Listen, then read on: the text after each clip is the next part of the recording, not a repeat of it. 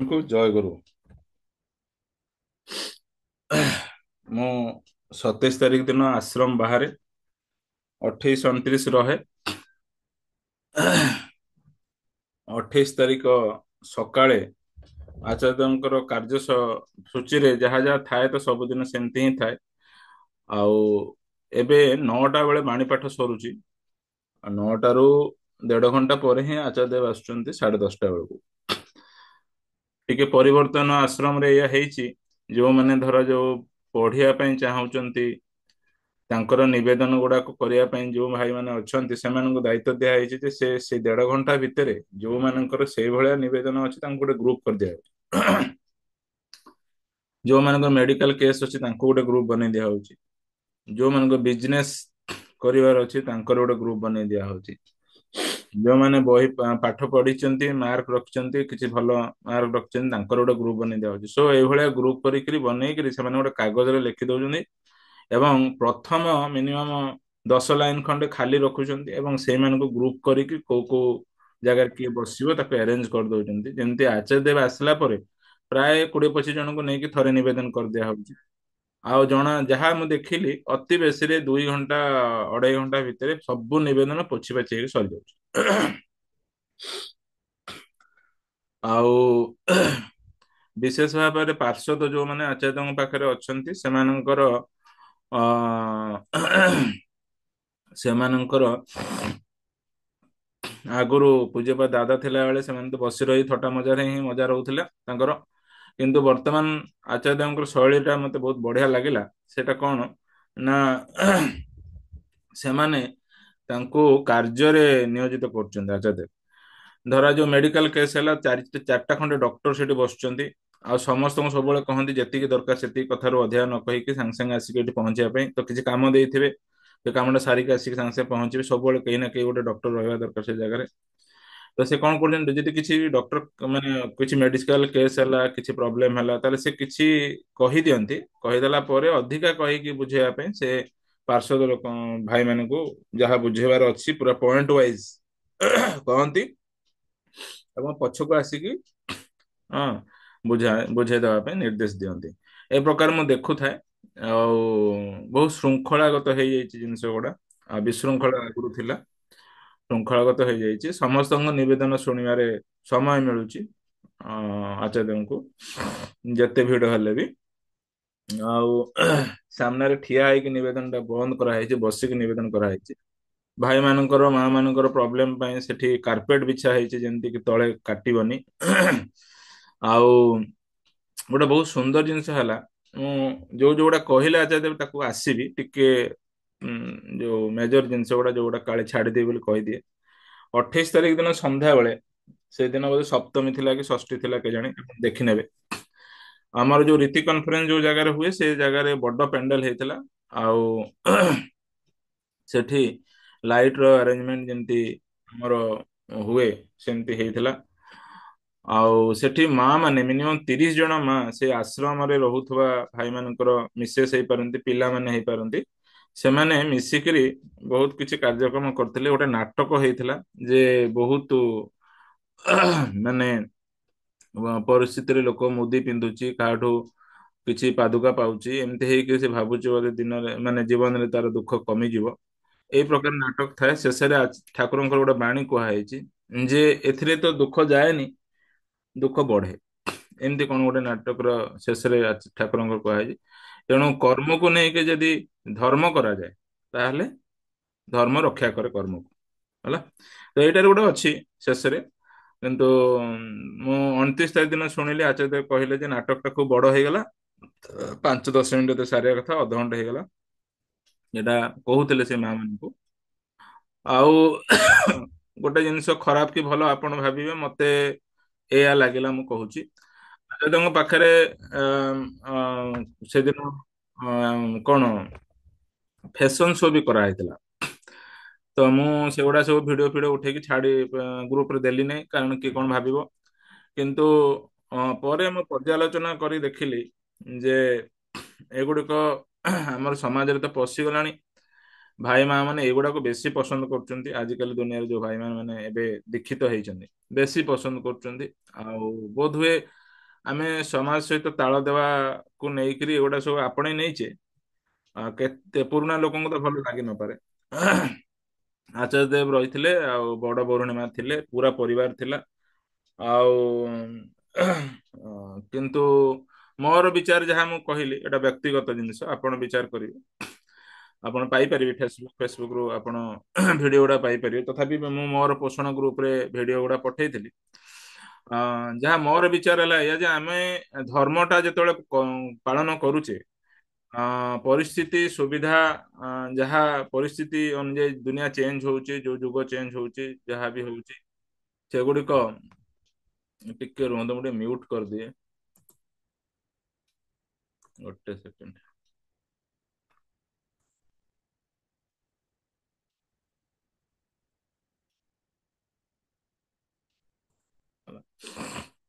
ହଁ, ଯୁଗ ଚେଞ୍ଜ ହଉଛି, ତ ଯୁଗକୁ ତାଳ ଦେଇକି ଯିବା ପାଇଁ ହେଲେ ଆମକୁ ସେଇ ତାଳ ଛନ୍ଦରେ ସେଇ ତାଳରେ ଯିବାକୁ ପଡିବ। କିନ୍ତୁ ସମାନ ମାନେ କାର୍ଯ୍ୟକ୍ରମ ଟା ସମାନ ହବନି, ଶୈଳୀ ଟା ସମାନ ହବନି। ଠିକ ନା? ଧରାଯାଉ ସେଠି ଦେଖା ଯୋଉ ଦୁର୍ଗାଙ୍କ ଉପରେ ଗୁଡାଏ ଭଜନ ଗାଇବା ହେଇଥିଲା, ଗାନ ହେଇଥିଲା। ଦୁର୍ଗାଙ୍କ ଉପରେ ଗୁଡାଏ ମାନେ ଆକ୍ଟିଂ ବି କରାହେଇଥିଲା। ମାନେ ବିଭିନ୍ନ ନୃତ୍ୟ, ଆମର ଯୋଉ ଫୋକାଲ ଡ୍ୟାନ୍ସ ଟୁ ଷ୍ଟାର୍ଟ କରି ଆମର ଓଡିଶୀ ଟୁ ଷ୍ଟାର୍ଟ କରି ସବୁ ନୃତ୍ୟ ଗୁଡାକ ପରିବେଷଣ ହେଇଥିଲା। ଆପଣ ବିଲିଭ କରିପାରିବେନି ଏସବୁ ଜିନିଷ ହେଇଥିଲା। ଆମେ ଯୋଉ ଠାକୁରଙ୍କର ଧର୍ମ କୁହାଅଛି ନା, ଦେଖନ୍ତୁ ମୁସଲିମ ମାନଙ୍କୁ ବି ସମ୍ମାନ ଦେବା କୁହାହେଇଛି, ଖ୍ରୀଷ୍ଟିଆନ ମାନଙ୍କୁ ବି ସମ୍ମାନ ଦେବା କୁହାହେଇଛି। ପ୍ରତ୍ୟେକ ଲୋକଙ୍କର ଇଷ୍ଟ ଯିଏ, ତାଙ୍କୁ ସେ ଭଲରେ ଧରୁ ବୋଲି ଠାକୁରଙ୍କର ବିଚାର। ଯିଏ ଜାଣନ୍ତିନି ସେଟା ଭୁଲ ଭାଲ କରନ୍ତି। ତେଣୁ ଆମେ ଯୋଉ ମାନେ ମିଶି ଚାଲିଛେ ପରିବେଶ ସହିତ, ଯୋଉ ଟାଇପର ଯାହା ପରିବେଶରେ ଭଲ ଅଛି ତାକୁ ଆପଣେଇ ନେବାର ଅଛି। କିନ୍ତୁ ତା ଭିତରେ ଠାକୁରଙ୍କ ଶୈଳୀଟା ପଶିବ। ସେଇ ଯୋଉ ଠାକୁରଙ୍କ ଶୈଳୀଟା ପଶିବ, ମାନିନିଅନ୍ତୁ ଗଣେଶ ପୂଜା ହେଲା, ତ ଗଣେଶ ପୂଜାରେ ଗଣେଶଙ୍କର ଠାକୁରଙ୍କର ଯୋଉ ମାହାତ୍ମ୍ୟ ଜିନିଷଟାକୁ ଆମ ଆପଣେଇ ନେବାର ଅଛି। ସେଇଟା ଆମର ଭଲ, ସେଇଟାକୁ ଆପଣେଇ ନେବାର ଅଛି। ଏବଂ ଯୋଉ ଟାଇପର ଟ୍ରାଡିସନାଲ ପ୍ରୋସେସରେ ଭଜନ ନ କରା ହେଇକି ଅନ୍ୟ ଗୀତ ଗୁଡା ପରିବେଷଣ ହଉଛି, ମେ ବି ଆମେ ସେଟାକୁ ଭଜନରେ ପରିବେଷଣ କରାଯାଇପାରେ। ତ ଆମର ଛନ୍ଦ, ଆମର ଶୈଳୀ, ଆମର ମାନେ ଠାକୁରଙ୍କର ଭାବଧାରାରେ ଯେତିକି ଚିତ୍ର ଆଙ୍କି ହବ ପାଶ୍ଚାତ୍ୟ ଦୁନିଆକୁ ମାନେ ଖାପ ଖୁଆଇ ଚାଲିବା ଭିତରେ, ବା ଏବେ ଦୁନିଆର ଖାପ ଖୁଆଇ ଚାଲିବା ଭିତରେ, ସେତିକି ଆମେ ମିଶେଇ ପାରିବା। ଏଇଟା ମୁଁ ଯାହା ଦେଖୁଛି ଆଶ୍ରମ ଏଇ ଦିଗରେ ବଦଳୁଛି।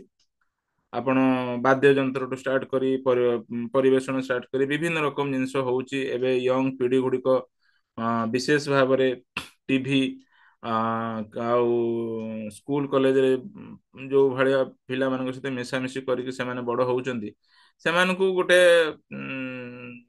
ମାନେ କଣ ଫିକା ଫିକା ଲାଗୁଛି ଆମର ପୂର୍ବ ଶୈଳୀ ଗୁଡିକ।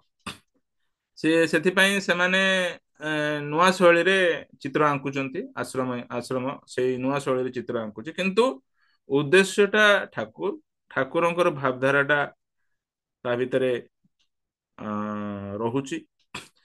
ତାକୁ ଆମେ ହୁଏତ ଇନିସିଆଲି ଆଡଜଷ୍ଟ କରିପାରିବା ନାହିଁ, କିନ୍ତୁ ଯୁଗ ସହିତ ତାଳ ନଦେଲେ ଆମେ ପଛେଇ ଯିବା।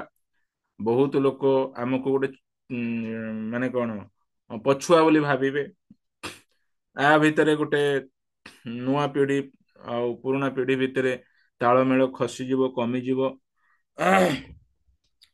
ଏଇ ସବୁ ଜିନିଷ ବର୍ତ୍ତମାନ ଚେଞ୍ଜେସ୍ ହେଇଛି, ଯାହା ମୁଁ ପ୍ରଥମେ ଲକ୍ଷ୍ୟ କଲି ଏଗୁଡିକ। ଆଚ୍ଛା, ଛାଡ। ତାପରେ ଆଚାର୍ଯ୍ୟ ଦେବ ବି ଏଇ ଯୋଉ ଝିଅ ମାନେ ପରିବେଷଣ କରିଥିଲେ 28 ତାରିଖ ଦିନ ସକାଳେ, ସନ୍ଧ୍ୟାରେ ତ ପରିବେଶ ମାନେ ସବୁ ନାଚ ଗୀତ ହେଇଥିଲା। ସକାଳେ ଆଚାର୍ଯ୍ୟଙ୍କ ପାଖକୁ ପ୍ରାୟ 4 ଥର 5 ଥର ଝିଅ ମାନେ ଦଳବଳ ହେଇକିରି ଆସୁଥାନ୍ତି, ବସୁଥାନ୍ତି, ଆଚାର୍ଯ୍ୟ ଦେବଙ୍କ ପାଖରେ କଥା ହଉଥାନ୍ତି। ତ ଗୋଟେ ଇନସିଡେଣ୍ଟ ହେଇଥିଲା, ଗୋଟେ ଝିଅଟି କଣ ଗୋଟେ ଗୀତ ଲେଖିବା ପାଇଁ ଆଚାର୍ଯ୍ୟ ଦେବ ତାକୁ ଦାୟିତ୍ୱ ଦେଇଥିଲେ କି କଣ, ଆଉ ସେ ଗୀତଟି ଲେଖିକି ଆଣିଛି ହ୍ୱାଟ୍ସଆପରେ, ହେଲା। ତ ମୋବାଇଲଟା ଆଚାର୍ଯ୍ୟଙ୍କୁ ଦଉଛି। ତ ମୋ ଆଚାର୍ଯ୍ୟ କହିଲେ ମୁଁ ମୋବାଇଲ ଧରେ ନା, ମତେ ହ୍ୱାଟ୍ସଆପ ଆସେ ନା। ତୁ ଗୋଟେ କାମ କର, ମୁଁ ଗୋଟେ ଡାଏରୀ ଦଉଛି, କାଗଜରେ ଚିରି ଦଉଛି, ସେ କାଗଜରେ ଲେଖିକି ଆଣ। ଏଟା ଭାରି ଶୈଳୀଟା ମତେ ଭାରି ଭଲ ଲାଗିଲା। ଆ ତାପରେ ସେ ପିଲାଟି କିଛି ସମୟ ପରେ ସେ ଦଳବଳ ହେଇକି ପୁଣି ଆସିଲା, ଆଚାର୍ଯ୍ୟଙ୍କୁ ଦେଲା। ଆଚାର୍ଯ୍ୟ ତାକୁ ପଢିଲେ କିଛି ସମୟ ଏବଂ କହିଲେ ମାନସିକ ସ୍ତରର ଦେଇକିରି ଗୀତଟି ଲେଖା ହେଇଛି। ପ୍ରଥମେ ଗୋଟେ ସ୍ତର, ତାପରେ ଆଉ ଗୋଟେ ସ୍ତର, ତାପରେ ଆଉ ଗୋଟେ ସ୍ତର, ତାପରେ ଆଉ ଗୋଟେ ସ୍ତର, ଏମିତି କହିଲେ। ଭାରି ଖୁସି ହେଲେ। ଏ ଝିଅଟି ଚଷମା ପିନ୍ଧିକି ଥାଏ, ଟିକେ ଗେଡା ହେଇକି ଝିଅଟା, ତାର ଭାବ ଦେଖିକି ମତେ ବି ବହୁତ ଖୁସି ଲାଗିଲା। ଯେ ସେମାନେ ପଛୁଆ ନୁହନ୍ତି, ସେମାନେ ଠାକୁର କଣ ଜାଣୁଛନ୍ତି, ଆଚାର୍ଯ୍ୟ ଦେବଙ୍କର ମାହାତ୍ମ୍ୟ ବୁଝୁଛନ୍ତି, ପ୍ରତ୍ୟେକ ଲୋକଙ୍କ ସହିତ ମିଶି ଚାଲିବା ସଂହତିଟା ବୁଝିଛନ୍ତି। ଯୋଉ କି ପଏଣ୍ଟ ଗୁଡା କହୁଛି ସେଟା ଆମ ଶିହରଣ ଠେଳି ଉଠି ଯାଉଛି, ଠିଆ ଠିଆ ଶିହରଣ ହେଇଯାଉଛି ମୋ ଦେହରେ।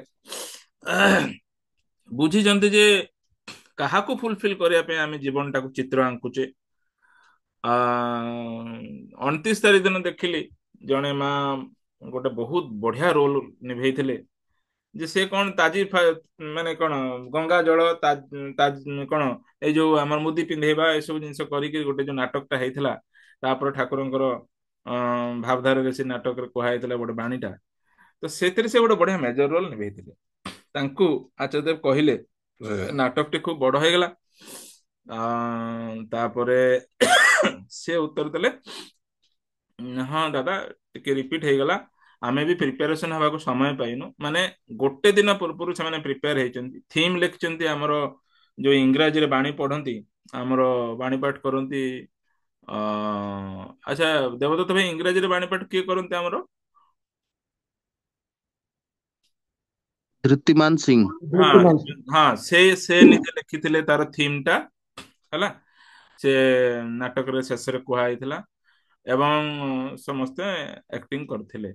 ତ ସେ କହିଲେ ଯେ ଗୋଟେ ଦିନ ପୂର୍ବରୁ ଆମେ ମୁଖସ୍ଥ କରିଛୁ, ପ୍ରାକ୍ଟିସ କରିଛୁ, ପ୍ରିପେୟାର ହେଇଛୁ, ଆଉ ପରିବେଷଣ କରିଥିଲୁ। ଏଟା ଶୁଣିକି ଭାରି ଖୁସି ଲାଗିଲା ଯେ ମାନେ କେତେ ପ୍ରମ୍ପ୍ଟ, କେତେ ଏଫିସିଏଣ୍ଟ। ଆଚାର୍ଯ୍ୟ ଦେବ ସେଠି କୌଣସି ଗୋଟେ ମଣିଷକୁ ଛାଡି ନାହାନ୍ତି ଯାଜନ ନକରି ରହିବା ପାଇଁ। ମାନେ ସେଠି ଦେଖୁଥାଏ ଗୌର ଭାଇ ରହୁଥାନ୍ତି, ସେ ଆଗରୁ ତ ଘଣ୍ଟା ଘଣ୍ଟା ବସୁଥିଲେ, ମୁଁ ଶୁଣୁଥିଲି, ଦେଖୁଥିଲି। କିନ୍ତୁ ଏବେ ବସିବାକୁ ସେମାନେ ଆସୁଛନ୍ତି, ସାଙ୍ଗେ ସାଙ୍ଗେ ଉଠିକି ପଳଉଛନ୍ତି। ପୁଣି ଗୋଟେ କାମ ଦିଆ ହଉଛି, ପୁଣି ଆସୁଛନ୍ତି, ପୁଣି ଉଠିକି ପଳଉଛନ୍ତି। କେହି ଗୋଟେ ସ୍ଥିର ନାହାନ୍ତି। ନୋବଡି ଇଜ ମାନେ ପରମାନେଣ୍ଟଲି 3 ଘଣ୍ଟା ବସୁଛି କି 2 ଘଣ୍ଟା ବସୁଛି, ଘଣ୍ଟେ ବସୁଛି, ଅଧଘଣ୍ଟେ ବସୁଛି, 30 ମିନିଟ୍ 20 ମିନିଟ୍ ବି ବସୁଛି କି ନାହିଁ ସନ୍ଦେହ। ସମସ୍ତଙ୍କୁ କାମ ଲଗେଇ ଦଉଛନ୍ତି, ଆଉ କୌଣସି ଗୋଟିଏ ନିବେଦନ ସେ ପୁରା ଛିଣ୍ଡଉ ନାହାନ୍ତି। ଅଧା ବୁଝିଗଲେ, ଯାହା ବୁଝିଗଲେ ଟିକେ କହିଦେଲେ, ଏବଂ ସେ ଯିଏ ନିବେଦନ କରୁଥିବ ସେ ଟିକେ ବୁଝେଇଦେଲା, ତାପରେ ପିଛେନ ଦିକେ ଆସ, ପିଛେନ ଦିକେ ଆସ। ତ ପଛରେ ପଠେଇ ଦଉଛନ୍ତି 3-4 ଜଣଙ୍କୁ, ସେ ତାଙ୍କର ମାନେ ପଛଟା ଆପଣ ପୁରା ଭର୍ତ୍ତି ହେଇଥିବ ଲୋକ, ଆଗରେ ଯେତିକି ଲୋକ ତାର ହୁଏତ 20% ପଛରେ ଲୋକ, ହେଲା। ଆଉ ବିଶେଷ ଭାବରେ ଡାକ୍ତରୀ ଭାଇ ମାନଙ୍କର ଉପରେ ଆଚାର୍ଯ୍ୟଙ୍କର ଗୋଟେ ମାନେ ବହୁତ ଭଲ କନେକ୍ସନ ରହିଛି। ଆଉ ଯେହେତୁ ସେବା ଦେବା ପାଇଁ ସେମାନେ ପ୍ରସ୍ତୁତ ରହୁଛନ୍ତି, ସେମାନଙ୍କ ସହିତ ଗୋଟେ ଭଲ କନେକ୍ସନ। ଠିକ ଅଛି, ଏଗୁଡିକ ଜିନିଷ କୁହାହେଲା। ବର୍ତ୍ତମାନ ଆଚାର୍ଯ୍ୟ କଣ କଣ ଜିନିଷ କହିଲେ ଆପଣ ମାନଙ୍କ ପାଇଁ ଶିକ୍ଷଣୀୟ ହେଇପାରେ। ନିଶ୍ଚିତ ତ ଆଜି ସେସନରୁ ଗୋଟେ ନା ଗୋଟେ ଜିନିଷ ପ୍ରତ୍ୟେକ ଗୁରୁ ଭାଇ କିଛି ନା କିଛି ଶିଖିବ। ତ ମୋ ପାଇଁ ଯଦିଓ ବହୁତ ଜିନିଷ ମୁଁ ଏଗୁଡା ଜାଣୁଛି ବୋଲିକିରି ଠିକ ଅଛି, ମତେ ତ ଭାରି ଭଲ ଲାଗିଲା, ଲେଖିଛି। କିଛି ଜିନିଷ ମୋ ପାଇଁ ଶିକ୍ଷଣୀୟ ଥିଲା, ଯୋଉଟା ଶିକ୍ଷଣୀୟ ମୋ ପାଇଁ ଥିଲା ମୁଁ ଆଗେ କହିଦିଏ, ମନେ ଅଛି ତ? ତ ମୋ ପାଇଁ ଗୋଟେ ବଢିଆ ଜିନିଷ ଶିକ୍ଷଣୀୟ ଥିଲା। ସେଟା ହେଲା, ଜଣେ ଗୁରୁ ଭାଇଟି କୋଉଠି ବସିଛି, ଆମର ଯୋଉ ପ୍ରଣାମୀ ବାକ୍ସ ଅଛି ତାର ଜଷ୍ଟ ପୂର୍ବରୁ ସବୁ ଲାଇନ ର ଷ୍ଟାର୍ଟିଂ ହୁଏ। ସବୁ ମା ମାନେ ବସିଥାନ୍ତି, ଗୋଟେ ଧାଡ଼ିରେ ଭାଇ ମାନେ ବସିଥାନ୍ତି। ସେଇ ଯୋଉ ଷ୍ଟାର୍ଟିଂ ପୋଜିସନରେ ସେ ଭାଇଟି ବସିଛି ଆଚାର୍ଯ୍ୟ ସାମ୍ନାରେ, ହେଲା, କିନ୍ତୁ ଭିତରେ ନୁହେଁ। ତ ଆଚାର୍ଯ୍ୟ ଦେବ ଏମିତି ନିବେଦନ ଶୁଣୁଥାନ୍ତି, କଥା ହଉଥାନ୍ତି, ହଠାତ୍ ମାନେ ଘଡଘଡି ଶବ୍ଦ କରିକି ଗର୍ଜି ଉଠିଲେ। ମାନେ ମୁଁ ଭାବିଲି ବୋଧେ କାହାକୁ ମଜାରେ ଏମିତି କରୁଥିବେ, କିନ୍ତୁ ସତରେ ମୁହଁ ଲାଲ ହେଇଗଲା, ଏତେ ଜୋର ରାଗିଗଲେ। ମୁଁ କହିଲି କଣ ଏମିତି ହଠାତ୍ ହେଲା କି ରାଗିଗଲେ, ମୁଁ ତ ଜାଣିପାରୁନି, ବହୁତ ଲୋକ ଠିଆ ହେଇଥାନ୍ତି ତ, କୋଉ ଆଡେ ଅନଉଛନ୍ତି ଦେଖିକିରି ମୁଁ ସେ ଲୋକକୁ ଖୋଜିବାକୁ ଆରମ୍ଭ କଲି। ଦେଖିଲା ଗୋଟେ ଭାଇଟେ ସାମ୍ନାରେ ବସିଛି, ଚୁପଚାପ ବସିଛି, ସବୁ ତ ଚୁପଚାପ ବସିଛନ୍ତି। ସେ ତାଙ୍କୁ କହୁଛନ୍ତି ଯେ କଣ ଏଠି ମୁହଁ ଦେଖେଇକି ଆସିଛୁ, ଯୋଉ କାମ କରିବାକୁ କହିଛି ସେଟା ତ କରିଲୁନି, ଏଠି କଣ ପାଇଁ ଆସିଛୁ ମୁହଁ ଦେଖେଇବାକୁ, ଏଇ କଥାଟାକୁ କହୁଛନ୍ତି ବଙ୍ଗାଳୀରେ। ଆଚ୍ଛା, କିଛି ସମୟ ବିତିଗଲା, ବହୁତ ରାଗିଲେ, କଣ କଣ ବଙ୍ଗାଳୀରେ କହିଲେ ଆଉ ତ ମନେ ନାହିଁ। ତାପରେ ଥମିଗଲା ପରେ ଆଚାର୍ଯ୍ୟଙ୍କ ପାଖରେ ନିବେଦନ ହଉନଥାଏ, ଜଷ୍ଟ ଚୁପଚାପ ଥାନ୍ତି, ଆଚାର୍ଯ୍ୟ ଏପଟ ସେପଟ ଅନଉଥାନ୍ତି, ଟିକେ ମନକୁ ନର୍ମାଲ କରୁଥାନ୍ତି, ମାନେ ଗୋଟେ ମିନିଟ ବୋଧେ ରାଗିଛନ୍ତି। ତାପରେ ସେ ଭାଇଟି ପ୍ରତି ଉତ୍ତର ଦବା ଆରମ୍ଭ କରୁଥିଲେ। ଫାର୍ଷ୍ଟ ଟାଇମ ମୋ ଜୀବନରେ ପ୍ରତି ଉତ୍ତର କିଏ ଆଚାର୍ଯ୍ୟଙ୍କ ସାମ୍ନାରେ ଦଉଥିବାର ମୁଁ ଦେଖିଲି, ମୋର 14 ବର୍ଷ ଦୀକ୍ଷା ନେବା ଭିତରେ। ସେ କହୁଥାଏ ଯେ ତାର ତ ସେ କର୍ମଫଳ, ସେ ତାର ପଳେଇଲା, ମୁଁ ତ ଆସିଛି ଏଠି ଆପଣଙ୍କ ପାଖକୁ, ଏଇ କଥାଟା କହୁଥାଏ। ତାପରେ ଆଚାର୍ଯ୍ୟ ଦେବ କିଛି କହିଲେ ନାହିଁ। ଭାଇମାନେ ସେଠି ଉଠି ଆସିଲେ, ସେଇ ଭାଇଟାକୁ ନର୍ମାଲ କରିବାକୁ ଚେଷ୍ଟା କଲେ, କାହିଁକି ଏମିତି ଯୁକ୍ତି କରୁଛୁ ଆଚାର୍ଯ୍ୟଙ୍କ ସହିତ। ଯାହା ମୁଁ ପଢିଲି, ମାନେ ବ୍ୟାକଗ୍ରାଉଣ୍ଡର ଯୋଉ ଜିନିଷଟା ମୁଁ ଯାହା ପଢିଲି, ତା ସ୍ତ୍ରୀ ବୋଧେ ତାକୁ ଛାଡିକି ପଳେଇଛି, ଆଚାର୍ଯ୍ୟ ବୋଧେ ତାକୁ ନିୟନ୍ତ୍ରଣରେ ରହିବା ପାଇଁ କହିଥିବେ, ପୂର୍ବ ଥର କେବେ ଆସିଥିବ, ଏବଂ ସେ ନିୟନ୍ତ୍ରଣରେ ରହିନି, ତାର କିଛି ବଦ ପ୍ରକୃତି କି ଖରାପ ପ୍ରକୃତି କି ଅସୁବିଧା କିଛି ଥିବ, ଯୋଉଥିପାଇଁ କି ସ୍ତ୍ରୀ ସହିତ ଅପଟ ହଉଥିବ, ଯୋଉଥିପାଇଁ ସ୍ତ୍ରୀ ଛାଡି ପଳେଇଥିବ। ତ ଆଚାର୍ଯ୍ୟଙ୍କ ସହିତ ସେ କନେକ୍ଟେଡ ବୋଧେ ଭାଇଟି, ନହେଲେ ଏତେ ଜୋର ଅଧିକାର ରାଗନ୍ତିନି ସହଜରେ ଆଚାର୍ଯ୍ୟ କାହାକୁ, ଯଦି ଏତେ ଦୂର କ୍ଲୋଜନେସ୍ ନଥାଏ କି କନେକ୍ସନ ନଥାଏ। ତ ସେ ଭାଇଟି ବୋଧେ କଥା ଶୁଣିନି, ଟିକେ ଫ୍ରଷ୍ଟ୍ରେସନ କୁ ପଳେଇ ଆସିଛି, ବହୁତ ଲଢିଥିବ ବୋଧେ, ତା ଭିତରେ ଗୋଟେ କୁବୁଦ୍ଧି ପଶି ଯାଇଛି, ଆ କର୍ମଫଳ ତ ସେ ଭୋଗିବ, ମୋ କର୍ମଫଳ ତ ମୁଁ ଭୋଗିବ, ତାହେଲେ ଠାକୁର କାହିଁକି ଅଛନ୍ତି, ସେ ବୁଝିବାରେ ବହୁତ, ଆମ ଗୁରୁ ଭାଇ ମାନଙ୍କର ଏତେ ବୁଝିବାରେ ଅସୁବିଧା, ଏତେ ବୁଝିବାର ଅସୁବିଧା। ମୁଁ ସେଟା ଆଚାର୍ଯ୍ୟଙ୍କ ପାଖରେ ବସି ବସି ବସି ବସି ମୁଣ୍ଡରେ ହାତ ଦଉଥାଏ, ସାମାନ୍ୟ ଜିନିଷ ଧରି ପାରୁନାହାନ୍ତି, ବୁଝି ପାରୁନାହାନ୍ତି। ମୁଁ କହିବି ସେ ବିଷୟରେ। ତ ସେ ଭାଇଟି ଆ ମାନେ ନିଜକୁ ଅଲଗା କରି ନେବା ଉପରେ ସବୁବେଳେ ମେଣ୍ଟାଲିଟି ରଖୁଥିଲା ବୋଧେ, ସେଟା ଆଚାର୍ଯ୍ୟ ଚାହୁଁନଥିଲେ। ତ କିଛି ସମୟ ପରେ ଆଚାର୍ଯ୍ୟ ଦେବ ନର୍ମାଲ ହେଇଗଲେ। ପିଲାମାନେ ଆସୁଥାନ୍ତି, ତାଙ୍କୁ ଗେଲ କରୁଥାନ୍ତି, ଚକୋଲେଟ ଦଉଥାନ୍ତି, ଆସ୍ତେ ଆସ୍ତେ ଆସ୍ତେ ନର୍ମାଲ ହଉଥାଏ, କିନ୍ତୁ ତାଙ୍କ ମୁହଁର ଲାଲି ଯାଉନଥାଏ।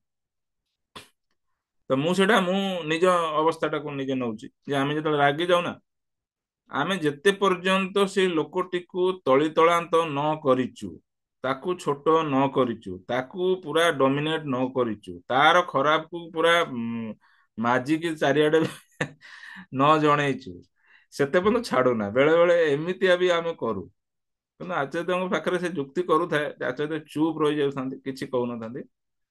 ରାଗ ତ ମନରେ ଆସୁଥାଏ, ଜଣା ପଡୁଥାଏ, କିନ୍ତୁ ସାଙ୍ଗେ ସାଙ୍ଗେ ନିଜକୁ ଡାଇଭର୍ଟ କରିଦଉଥାନ୍ତି। That is called control. ଏଇଟା ମୁଁ ଶିଖିଲି, ଯେ ଆମର ଉଦ୍ଦେଶ୍ୟ ଠାକୁର, ସେ ଲୋକଟିକୁ ରାଗିବାର ଉଦ୍ଦେଶ୍ୟ ତ ଠାକୁର, ତାକୁ ପରିବର୍ତ୍ତନ କରିବା ଉଦ୍ଦେଶ୍ୟ ବି ଠାକୁର। ତ ଆମେ ଏମିତି ନ କରିଦଉ ଯେ ଲୋକ ଆମଠୁ ଦୂରେଇ ଯାଏ, ଏମିତି ନ କରିଦଉ ଯେ ଲୋକ ଆମକୁ ଭୁଲ ବୁଝେ, ଏମିତି ନ କରୁ ଯେ ଆମର ଠାକୁରଙ୍କୁ ସେ ଭୁଲ ଭାବରେ ନେଇଯାଏ, ଏମିତି ନ କରୁ ଯେ ସେ ଆମ ପାଖକୁ ଆଉଥରେ ନ ଆସେ। ମୁଁ ସେଗୁଡାର କୌଣସି ଚିହ୍ନ ବର୍ଣ୍ଣ ତା ଆଚାର୍ଯ୍ୟଙ୍କ ପାଖରେ ପାଇଲିନି। ସେ ଲୋକଟି ବୋଧେ ଆନନ୍ଦ ବଜାର କରିବାକୁ ଯାଉଥାଏ, ଫ୍ରଷ୍ଟ୍ରେଟ ଥାଏ, ମୋର ଭାରି ମନ ହଉଥାଏ, ଉଠିକି ଯାଆନ୍ତି କି ସେ ଭାଇଟାକୁ ଟିକେ ବୁଝେଇ ଦିଅନ୍ତି, କଣ ତା ମନରେ କାନ୍ଦ ଥିବ, ଦୁଃଖ ଥିବ, କଣ ଥିବ, ମୋର ମନ ଏତେ ଆନ୍ଦୋଳିତ ହେଇଯାଉଥାଏ। କିନ୍ତୁ ମୁଁ ମାଡିକି ରହିଗଲି। ଏଇଥିପାଇଁ ରହିଗଲି ଯେ ଭାବିଲି ଯେ ବହୁତ ଲୋକ ଅଛନ୍ତି, ତାଙ୍କ ମାନସିକତାକୁ ଏମିତି ଥରେ କହିଦେଇକି ଚେଞ୍ଜ କରାଯାଇ ପାରେ ନା। ତ ମୁଁ ସେଗୁଡା ସବୁ ପ୍ରାକ୍ଟିକାଲି ଲାଇଫରେ ବହୁତ ଜଣକୁ କରି ଫେଲୁଅର ହବା ଦେଖିଛି। ତ ମୁଁ ସେଗୁଡା ମନେ ପଡିଗଲା, ଯେହେତୁ ମୁଁ ହାତ ଗୋଡକୁ ଚାପିକି ବସିଗଲି, ଆଉ କିଛି କଲି ନାହିଁ। ତ ଶିକ୍ଷା ମିଳିଲା ଏଇଆ, ଯେ ରାଗ ଆମର ଠାକୁରଙ୍କ ଦିଗରେ ୟୁଜ କରିବାର ଅଛି, କିନ୍ତୁ ତାର ମାତ୍ରା ଏତେ ସୁନ୍ଦର ରଖିବାର ଅଛି ଯେ ଠାକୁର ହିଁ ପ୍ରତିଷ୍ଠିତ ହୁଅନ୍ତି। ଦ୍ୟାଟ ଇଜ ମାଇ ମାନେ ଶିକ୍ଷଣୀୟ ଜିନିଷଟା ମୁଁ କହିବି ହେଲା। ଆଚ୍ଛା, ଆଉ ଅନ୍ୟାନ୍ୟ ଜିନିଷ ଗୁଡା ପ୍ରାୟ ମୁଁ ଶୁଣିଛି, ଜାଣିଛି, ରିକ୍ୟାପ ହେଲା। ମୁଁ ଗୋଟେ ବି ଜିନିଷ ଭଲ ଯୋଉଟା ପାଇଛି ତାକୁ ଛାଡିନି। 28 ତାରିଖ ସକାଳ, 29 ତାରିଖ ସକାଳ ସନ୍ଧ୍ୟା ପୂର୍ଣ୍ଣ ମାତ୍ରାରେ ଆଚାର୍ଯ୍ୟଙ୍କ ପାଖରେ ବସିଛି ଏବଂ ସବୁ ଜିନିଷ କଲେକ୍ଟ କରିଛି। ପ୍ରାୟ 50ଟା 60ଟା ଜିନିଷ ହବ। ତ ଆପଣ ମାନେ ଶୁଣନ୍ତୁ, ପ୍ରଭୁଙ୍କ ଦୟା ଆପଣ ମାନେ କନେକ୍ଟ ହେଇଛନ୍ତି, ପାଇଯିବେ। ତ ମୁଁ ଆଗ ଲେଖିକି ଦେଇଥିଲେ ହୁଏତ ଆପଣ ମାନେ ପଢିଥାନ୍ତେ କି ନାଇଁ ସନ୍ଦେହ। ମୁଁ ଭାବିଲି ଯେ ନାମଧ୍ୟାନରେ ଏଗୁଡା କହିଦେଲେ ଆପଣ ଭଲରେ ଗ୍ରହଣ କରିପାରିବେ। ଠିକ ଅଛି, ଆମେ ଗୋଟେ ଗୋଟେ ଗୋଟେ ଗୋଟେ କହିଯିବା, ଦେଖିବା କୋଉଟା ଆମେ ଗ୍ରହଣ କରିବା ହେଲା। ଆଚ୍ଛା। ହଁ, ଜଣେ ଭାଇ ମନ୍ଦିରରେ ରହନ୍ତି। ସେ ତାଙ୍କୁ ପ୍ରଣାମ କଲା ପରେ, ହଁ, ସେ କହିଲେ ଭାଇ ମତେ ରୀତିକ ମାନେ ଗୋଟେ କଥା କହୁଛନ୍ତି, କର୍ମୀ ମାନେ ଗୋଟେ କଥା କହୁଛନ୍ତି, ଭାଇ ମାନେ ଗୋଟେ କଥା କହୁଛନ୍ତି, କାହା କଥା ଶୁଣିବି? ସେଠି ବିଙ୍କିତା ବସିଥାନ୍ତି। ଆଚାର୍ଯ୍ୟ ଦେବ କହିଲେ କନଫ୍ୟୁଜ ହେବାର କିଛି କାରଣ ନାହିଁ, ସମସ୍ତଙ୍କ କଥା ଶୁଣିବୁ, ତୋର ତୋର ଯାହା କରିବାର ଅଛି ତୁ କରିବୁ। ଦ୍ୱିତୀୟ କଥା କହିଲେ ଯେ ବେଶୀ ମାତ୍ରାଧିକ ଭାବରେ ଶୁଣିବା ବି କନଫ୍ୟୁଜ କରାଏ। 2 ନମ୍ବର ପଏଣ୍ଟ। 3 ନମ୍ବର ପଏଣ୍ଟ, ନିଜର ଗୋଟେ ପରିଧିକୁ ଆଙ୍କି ନେବାକୁ ହୁଏ। ଯଦି ସେଇ ସୀମାଟାକୁ ତୁ ଉଲ୍ଲଂଘନ କରୁ, ମାନେ ଶୁଣିବାର ସମସ୍ତଙ୍କୁ ଆପ୍ରୋଚ, ଯୋଉ ଆମେ ଆମେ ଆମ ପାଖକୁ ସମସ୍ତ ଲୋକ ଆସି କହିଦଉଛନ୍ତି ବିଭିନ୍ନ କଥା, ଇଏ ଗୋଟେ କଥା, ସେ ଗୋଟେ କଥା, ସେ ଗୋଟେ, ଆମେ ଯୋଉ ଗୋଟେ ସୀମାଟାକୁ ଆଙ୍କି ନାଉ, ସମସ୍ତେ କହିଦେବେ, କହିବାଟା ଭଲ, କିନ୍ତୁ ତା ଭିତରେ ଗୋଟେ ସମୟ ମାନେ ଅତିବାହିତ ହେଇଯିବା କି ଅଧିକା ମାତ୍ରାରେ କଥା ହେଇଯିବା, ଆର ଗୋଟେ ସୀମା ରହିବା ଦରକାର। ଏଇଟାକୁ କୁହାଯାଉଛି। ଏ ସୀମା ଭିତରେ ନ ରହିଲେ କଣ ହବ? ମଣିଷ ନିରପେକ୍ଷ ହେଇପାରେ ନା। ବଢିଆ ୱାର୍ଡ ଟା ୟୁଜ କଲେ, ଦେଖନ୍ତୁ, ନିରପେକ୍ଷ ହେଇପାରେ ନା। ଏଇଟା ଆପଣ ମାନଙ୍କ ପାଇଁ ହୁଏତ ଶିକ୍ଷଣୀୟ ହେଇପାରେ, ଆ ମୋ ପାଇଁ ବି ହେଇପାରେ, ହେଲା। ତ ଏଇଟା ଗୋଟେ ବଢିଆ କଥା ଜାଣିଲେ। ତାପରେ ଜଣେ ମାଟି ମୁଁ ଦେଖିଲି, ମାନେ ବହୁତ ଗରିବ ଶ୍ରେଣୀର, ଝୁପଡପଟ୍ଟିରୁ ଆସିଲା ଭଳିଆ, ମାନେ ସେଇ ଟାଇପର ମାନେ ଡ୍ରେସ କୋଡ ଏମିତି ଥାଏ। କିନ୍ତୁ ମୁଁ ତାଙ୍କର ଗୋଟେ ଭାବରୁ ଲକ୍ଷ୍ୟ କରୁଥାଏ, ସେ ଏତେ ଠାକୁରଙ୍କୁ ଭଲ ପାଉଥାନ୍ତି, ଏତେ ମାନେ ମାନେ ଆଚାର୍ଯ୍ୟଙ୍କ ପ୍ରତି ବହୁତ ମାନେ ମାନେ କଣ ଏତେ ଆଗ୍ରହୀ, ସେ ସିଧା ନିବେଦନ କଣ କରିବେ ସିଧା ପଳେଇ ଆସନ୍ତି ଆଚାର୍ଯ୍ୟଙ୍କ ପାଖକୁ, ଆଉ ତାଙ୍କୁ କେହି ଅଟକଉନାହାନ୍ତି। ତାଙ୍କ ଆଗ୍ରହ ଚାଲି ଆଉ ସେଭଳିଆ ପୋସ୍ଚର, ମାନେ ବଡି ପୋସ୍ଚର ଦେଖିକି କେହି ଇଏ କରୁନାହାନ୍ତି, ଅଟକେଇବାକୁ ସାହସ ନାହିଁ। ସେ ସିଧା ପଳେଇ ଆସୁଛନ୍ତି ଆଚାର୍ଯ୍ୟ। ଛୋଟ ଛୁଆଟି ଧରିଛନ୍ତି, ସେ ଛୋଟ ଛୁଆଟି ଆସିକି ବସି ଯାଉଛି। ଆଚାର୍ଯ୍ୟଙ୍କୁ କହୁଛି, ଆଚାର୍ଯ୍ୟ ମୋ ପିଲାର ଜର ହେଇଛି, କଣ କରିବି? ଆଚାର୍ଯ୍ୟ ତାକୁ ମାନେ ଏତେ ମାନେ ସାନ ଝିଅ ଭଳିଆ ଏତେ କଥା କହୁଥାନ୍ତି ଯେ କିଛି ଚିନ୍ତା କରନା ମା, ତୁ 2 ଦିନ ରହିଯା, ତୁ ଆଜି ଯା ନା, 2 ଦିନ ରହିଯା, ଆଉ ଡକ୍ଟରଙ୍କୁ ମୁଁ କହିଦଉଛି, ତାଙ୍କୁ ଦେଖେଇଦେ, ଦେହ ଭଲ ହେଇଯିବ, ହେଲା। ତାପରେ ସେ କହୁଛି ମାଟି, ନା ସେ ଆଜି ଗୋଟେ ଦିନ ହେଲା ଖାଉନି। ଆଚାର୍ଯ୍ୟ ଦେବ କହିଲେ ନାଇଁ ବ୍ୟସ୍ତ ନା, ଖାଇବ, ସେ ସବୁ କରିବ। ତ ଏଇଟା ହେଲା 28 ତାରିଖ ସକାଳ କଥା। 29 ତାରିଖ ଦିନ ସକାଳେ ଦେଖିଲି ସେ ପିଲାଟାକୁ ନୂଆ ଡ୍ରେସ ପିନ୍ଧେଇ ଦେଇକି ତା ମା, ସେ ବି ନିଜେ ଗୋଟେ ନୂଆ ଡ୍ରେସ ପିନ୍ଧି ଖୁସିରେ ପୁଣି ପଳେଇ ଆସିଛନ୍ତି। ତାପରେ ଆଚାର୍ଯ୍ୟ ଦେବ ତାକୁ ବହୁତ କଥା କହିଲେ, ନା ଦେହ ଭଲ ହେଇଯାଇଛି, ସେ କହିଲା, ଆଚାର୍ଯ୍ୟଙ୍କୁ କହିଲେ ଦେହ ଭଲ ହେଇଯାଇଛି, ହଁ ଠିକ ଅଛି, କିଛି ଅସୁବିଧା ନାହିଁ, ଆଉ ଗୋଟେ ଦିନ ରହିକି ତୁ ଯା, ହେଲା, ତରତର ହବ ନା, ଯିବୁ ତ। ମୋ ମା ଆଖିରୁ ଆକ୍ଚୁଆଲି 2 ଟୋପା ଲୁହ ପଳେଇ ଆସୁଛି, ଏବେ ବି କହିଲା ବେଳକୁ ଲୁହ ପଳେଇ ଆସୁଛି। ଆ, ଆମେ ନା ବହୁତ ଲୋକଙ୍କର ଆକ୍ଚୁଆଲି ତାଙ୍କର ଷ୍ଟାଟସ ଦେଖୁ, ଆଖିରୁ ଲୁହ ଆସିଯାଉଛି, ଖରାପ ଲାଗୁଛି ମତେ କହିବାକୁ ଯେ ଆମେ ଷ୍ଟାଟସକୁ ନେଇକି ଲୋକ ସହିତ କଥା ହଉ। ସେ ମାଟିର ମୁଁ ପଢିଲି ଯେ ଆଚାର୍ଯ୍ୟଙ୍କ ପ୍ରତି ପ୍ରବଳ ଆଗ୍ରହ, ଏତେ ଭଲ ପାଇବା, ମାନେ ନିରାମୟ ଭଲ ପାଇବାଟା, ତାଙ୍କର ସ୍ୱଚ୍ଛ ଭଲ ପାଇବାଟା, ମାନେ ନିଜକୁ ଏଇଭଳିଆ ପ୍ରସ୍ତୁତ ରଖିଛନ୍ତି।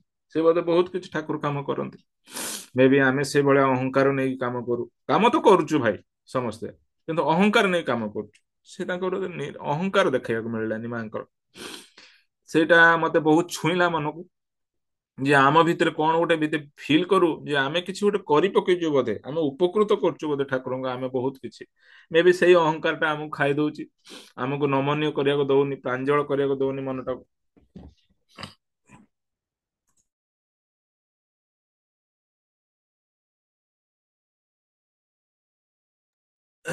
ତେଣୁ ସେଟା ଫିଲ୍ ହେଲା। ଆଚାର୍ଯ୍ୟ ସେ ଘଟଣା ଗଲା।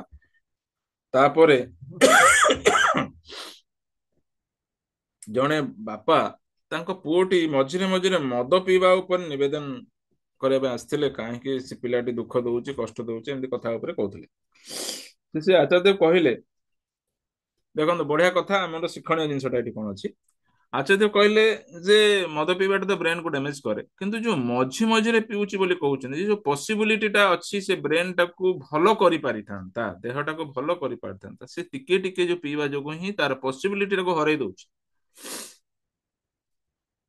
ସେଥିପାଇଁ ସଜାଗ ରହିବାକୁ କହିଲେ। ତ ଆମେ ମାନଙ୍କର ଯୋଉ ପ୍ରକୃତି ଅଛି, ପ୍ରବୃତ୍ତି ଆମକୁ ବହୁତ ଅସୁବିଧାରେ ପକଉଛି, ବହୁତ ସମୟରେ ଟାଣି ଧରୁଛି ଠାକୁରଙ୍କ ପାଖରୁ, ଦୂରେଇ ଦଉଛି।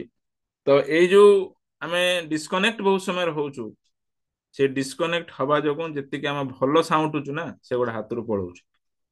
ଏଇଟା ଆଚାର୍ଯ୍ୟଙ୍କ କଥାଟା ହେଲା। ତାପରେ ଜଣେ ତାର ଘର ବାଡିକୁ ବିକ୍ରି କରିବାକୁ ଚାହୁଁଛି। ସେ କ୍ଷେତ୍ର ଉପରେ ମୁଁ ଗୋଟେ ବହୁତ କଥାଟା ଆଚାର୍ଯ୍ୟଙ୍କୁ ଶୁଣିଲି, ଯେ ଦେଶର ଯୋଉ ପରିସ୍ଥିତି ଏବେ ଅଛି, ବହୁତ ଖରାପ ପରିସ୍ଥିତି ଏବେ ଦେଶ ଗତି କରୁଛି। କାରଣ ଏପଟେ ଚୀନ ସହିତ ଆମର ଅପଟ, ତଥାପି ବି ବାଧ୍ୟ ହେଇକି ମିଶୁଛେ। ଧୋକା ଖାଇବୁ କେତେବେଳେ ତାର ବି ଠିକ ନାହିଁ। ଏପଟେ ଆମେରିକା ସହିତ ବହୁତ ଖରାପ ରିଲେସନସିପ ରହିଛି ଆମର, ମାନେ ହୁଏତ ଆଜି ପର୍ଯ୍ୟନ୍ତ ଏତେ ଖରାପ ରିଲେସନସିପ କେବେ ହେଇନଥିଲା, ସେଟା ରହିଛି। ଏପଟେ ପଡୋଶୀ ରାଜ୍ୟ ଗୁଡିକ, ପଡୋଶୀ, ହଁ ପଡୋଶୀ ଦେଶ ଗୁଡିକ ଉପରେ ସମସ୍ତଙ୍କ ସାଙ୍ଗରେ ଖରାପ ରିଲେସନସିପ ଅଛି, କିଛି ନା କିଛି। ବହୁତ ଷ୍ଟ୍ରଙ୍ଗ ଭଲ ରିଲେସନସିପ କାହା ସହିତ ନାହିଁ। ଆଚ୍ଛା, ତା ସହିତ ବି ଯୁଦ୍ଧ ଦି ଜାଗାରେ ଚାଲିଛି। କୌଣସି ସମୟରେ ଇନ୍ଧନର ତେଲ, ଇନ୍ଧନ ରେଟ୍ ବଢିଯିବା ଯିବା ଯୋଗୁଁ ଲୋକଙ୍କର ଅଭାବ ସୃଷ୍ଟି ହବ ଖାଇବା ପିଇବା ପାଇଁ, ସେଟା ବି ସୃଷ୍ଟି ହେଇପାରେ। ତା ସହିତ ବି ଆନ୍ଦୋଳନ, ଅନ୍ୟାନ୍ୟ ଜିନିଷ ଗୁଡା ଯୋଉ ଚକ୍ରାନ୍ତ ଚାଲିଛି, ଏଇଟା ଗୋଟେ ବହୁତ ଖରାପ ପରିସ୍ଥିତି ଦେଇ ଗତି କରୁଛି। ତ ଆଚାର୍ଯ୍ୟ ସେଠି ଗୋଟେ କଥା କହିଲେ, ଘର ବଡ ବାଡି ବିକିବା କିଛି ଦରକାର ନାହିଁ। ଏବେ ଏଭଳିଆ ପରିସ୍ଥିତି ଦେଶକୁ ଆସୁଛି, ଦେଶର ଆସୁଛି ଯେ ଘର ଜମିକୁ ତମେ ବିକିଲେ ବି କେହି ନେବେ ନାହିଁ। ମତେ ବହୁତ ଆଶ୍ଚର୍ଯ୍ୟ ଲାଗିଲା, ଆଚାର୍ଯ୍ୟ ଏତେ କନେକ୍ଟେଡ ଅଛନ୍ତି ଏସବୁ ଜିନିଷ ଜାଣିବା ଉପରେ। ରିଏଲି ସତ କଥା, ଆପଣ ଦେଖିବେ ଚାଇନାରେ ରିଏଲ ଷ୍ଟେଟ ମାର୍କେଟ ଖୁବ ଡାଉନ, ଲସ୍ ପୁରା। ଗୋଟେ ଏରିଆ କଣ ନାଁ ଟା ମତେ ମନେ ନାହିଁ, କହିପାରୁନି, ସେ ଏରିଆରେ ଆଜ୍ଞା କେହି ରହୁନାହାନ୍ତି, ଭୂତ କୋଟି ହେଲା। ବଡ ବଡ ଅଟ୍ଟାଳିକା। ବନ୍ଦ କରନ୍ତୁ, କିଏ ବି କଥା ହୁଅନ୍ତିନି, କଥା ହେଲା ବେଳେ ଭାବ ନଷ୍ଟ ହଉଛି, ନହେଲେ ବାହାରି ଯାଆନ୍ତୁ। ଦ୍ଵିତୀୟ କଥା ହେଲା, ଜଣେ ସ୍ୱାମୀ ସ୍ତ୍ରୀ ଆସିଛନ୍ତି, ବିୟୁଟିଫୁଲ ଜିନିଷଟା ଶୁଣନ୍ତୁ। ଜଣେ ସ୍ୱାମୀ ସ୍ତ୍ରୀ ତାଙ୍କ ଭିତରେ ଝଗଡା କଥା ଉପରେ ନିବେଦନ କରୁଥିଲେ। ସେ ଆଚାର୍ଯ୍ୟ ଗୋଟେ କଥା କହିଲେ, ସ୍ୱାମୀ ଆଉ ସ୍ତ୍ରୀଙ୍କୁ ଗୋଟିଏ ବିନ୍ଦୁ ଉପରେ ଚାଲିବାକୁ ହୁଏ। ନୂଆ କଥା କେତେଟା ଶୁଣିଲି, ବହୁତ ଜାଗାରେ ବହୁତ କଥା କହିଛନ୍ତି, ନୂଆ କଥାଟା ଶୁଣିଲି, ଗୋଟିଏ ବିନ୍ଦୁକୁ ନେଇକି ଚାଲିବ, ଗୋଟେ କମନ ପ୍ଲାଟଫର୍ମକୁ ନେଇକି ଚାଲିବାକୁ ପଡେ। ଯେମିତି ଗୋଟେ ଉଦାହରଣ ଦେଲେ ଆଚାର୍ଯ୍ୟ, ଯେ ଯେମିତି ଆମ ରନୱେ ରହୁଛି ନା ଏୟାରପୋର୍ଟରେ, ସବୁ ଏରୋପ୍ଲେନ ସେ ଜାଗାରେ ଲ୍ୟାଣ୍ଡିଂ କରୁଛନ୍ତି, ସେମିତି ସ୍ୱାମୀ ଆଉ ସ୍ତ୍ରୀ ଭିତରେ ଗୋଟେ କମନ ପ୍ଲାଟଫର୍ମ ରହିବା ଦରକାର। ତାମାନେ ସେ କହିବାକୁ ଚାହୁଁଛନ୍ତି ଠାକୁର କମନ ପ୍ଲାଟଫର୍ମ। ଆହୁରି ବି ଉଦାହରଣ ଦେଇ କହିଲେ, ଗୋଟେ ଦୋଳିଟାକୁ ଯଦି ଗୋଟେ ଉଚ୍ଚତାରେ ବାନ୍ଧି ଦିଆଯାଏ, ଆଉ ତାର ଅନ୍ୟ ଭାଗଟା ଯଦି ମାନେ ଅନ୍ୟ ଗୋଟେ ଉଚ୍ଚତାରେ ଭାଙ୍ଗି ଦିଆଯାଏ, ବାନ୍ଧି ଦିଆଯାଏ, ତାହେଲେ ଦୋଳିଟି କଣ ଝୁଲି ପାରେ? ଦେଖନ୍ତୁ, ଆମେ ମାନେ ଏଇ ଅହଙ୍କାରକୁ ରଖୁ କେବଳ ସଜାଇକି, ଯେ ଠାକୁରଙ୍କର ମାନେ ବାଧା ତିଆରି କରୁ। ବଢିଆ କଥା ଆଚାର୍ଯ୍ୟ କହିଲେ, ଗୋଟେ ମଣିଷ ମିଳୁନାହିଁ ଖୋଜିଲେ ଭଲ କାମ କରିବା ପାଇଁ। ତାର କାରଣ ହେଲା, ଏଇ ବାପା ମା ମାନେ ଝଗଡା ଝାଟି ହେଇକରି ପିଲାଙ୍କୁ ଆଣୁଛନ୍ତି। ଏଟା କହିଲେ ସେଠି, ଗୋଟେ ଭଲ ଲୋକଟେ ମିଳୁନାହିଁ ମତେ ଏଇଥିପାଇଁ, କାରଣ ବାପା ମା ମାନେ ଝଗଡା ଝାଟି କରିକି ହିଁ ପିଲାଙ୍କୁ ଆଣୁଛନ୍ତି, ଆଉ ପିଲାଙ୍କୁ ଝଗଡା ଝାଟି କରି ହିଁ ପରିବେଷଣ ମାନେ ପୋଷଣ ଦଉଛନ୍ତି। ସବୁ ପ୍ରାୟ ପିଲା ଗୁଡିକ ମାନେ ବୁଦ୍ଧିହୀନତା, ତାଙ୍କର ବ୍ରେନ ଖୋଲୁନି, ଏଇଭଳିଆ ରହୁଛନ୍ତି। ଠିକ ଅଛି, ଏଇଟା ମତେ ଦୁଃଖ ଲାଗିଲା। ଆମେ ବି କିଛି କିଛି ସେଇ ମାତ୍ରାରେ ଭୁଲ କରୁଛେ, କିନ୍ତୁ ଅହଙ୍କାର ଯେ ଆମକୁ ଏତେ ତଳକୁ ନେଇଯିବ, ଏଇଟା ତ ବିଚାର ଯୋଗ୍ୟ। ନାମ ଧ୍ୟାନ ସେଥିପାଇଁ ଦରକାର, ନିଜକୁ ତିଆରି କରିବା ଦରକାର, ନିଜକୁ ପ୍ରତିଷ୍ଠା ଆମେ ସ୍ତ୍ରୀ ପାଖରେ କରିବାଟା ଭଲ ନୁହେଁ। ସ୍ତ୍ରୀ ବି ପ୍ରତିଷ୍ଠା ନିଜର କରିବାଟା ଭଲ ନୁହେଁ। ପ୍ରତିଷ୍ଠାଟା ତ ଠାକୁରଙ୍କର କରିକିରି ହିଁ ସ୍ୱାମୀ ସହିତ ମିଶିବା ଦରକାର, ସ୍ୱାମୀ ଠାକୁରଙ୍କ ପ୍ରତିଷ୍ଠାଟା କରିକି ସ୍ତ୍ରୀ ସହିତ ମିଶିବା ଦରକାର। ଏଇ ଜିନିଷ ଗୁଡା ବହୁତ ପ୍ରୟୋଜନୀୟ ଜିନିଷ। ନିଜର ଗୋଟେ ବାଡ଼ ପଡ଼ିବାର ଅଛି, ଯୋଉଠିକି ଠାକୁରଙ୍କର ଉପକାର ହୁଏ ସେଇଟା ହିଁ କରିବାର ଅଛି। ତ ଏଗୁଡ଼ା ସବୁ ମତେ ବି ବୋଧ ହଉଥାଏ, ମତେ ଭାରି ଦୁଃଖ ଲାଗୁଥାଏ, ମୁଁ ମୋ ଜୀବନରେ ସେତେ ପରଫେକ୍ଟ ହେଇପାରିନି। ତଥାପି ଠାକୁରଙ୍କୁ ଡାକୁଛି ଯେତେ ଶୀଘ୍ର ମୁଁ ସେଗୁଡ଼ିକ କରିପାରେ। ଅନ୍ୟକୁ କଷ୍ଟ ଦେଇକି ନିଜ ଜୀବନରେ କଷ୍ଟ ଆଣିବାର କୌଣସି ପ୍ରয়োଜନ ନାହିଁ। ଠିକ ଅଛି। ଓକେ। ତାପରେ ବାଧା ଉପରେ ଜଣେ ଭାଇଟି ଆସିଲେ, ସେଟା ଗୋଟେ ବହୁତ ବିୟୁଟିଫୁଲ ଲାଗିଲା। ଆଚ୍ଛା, ତମକୁ ଠାଣି ଦେଖିକି ମୁଁ ଖୁସି ହେଇଗଲି ପୁରା। ଏବେ ବି ମନେ ପଡୁଛି, ଲିଭୁନି ମୋ ଆଖି ଆଗରୁ ସେ ଅବସ୍ଥାଟା।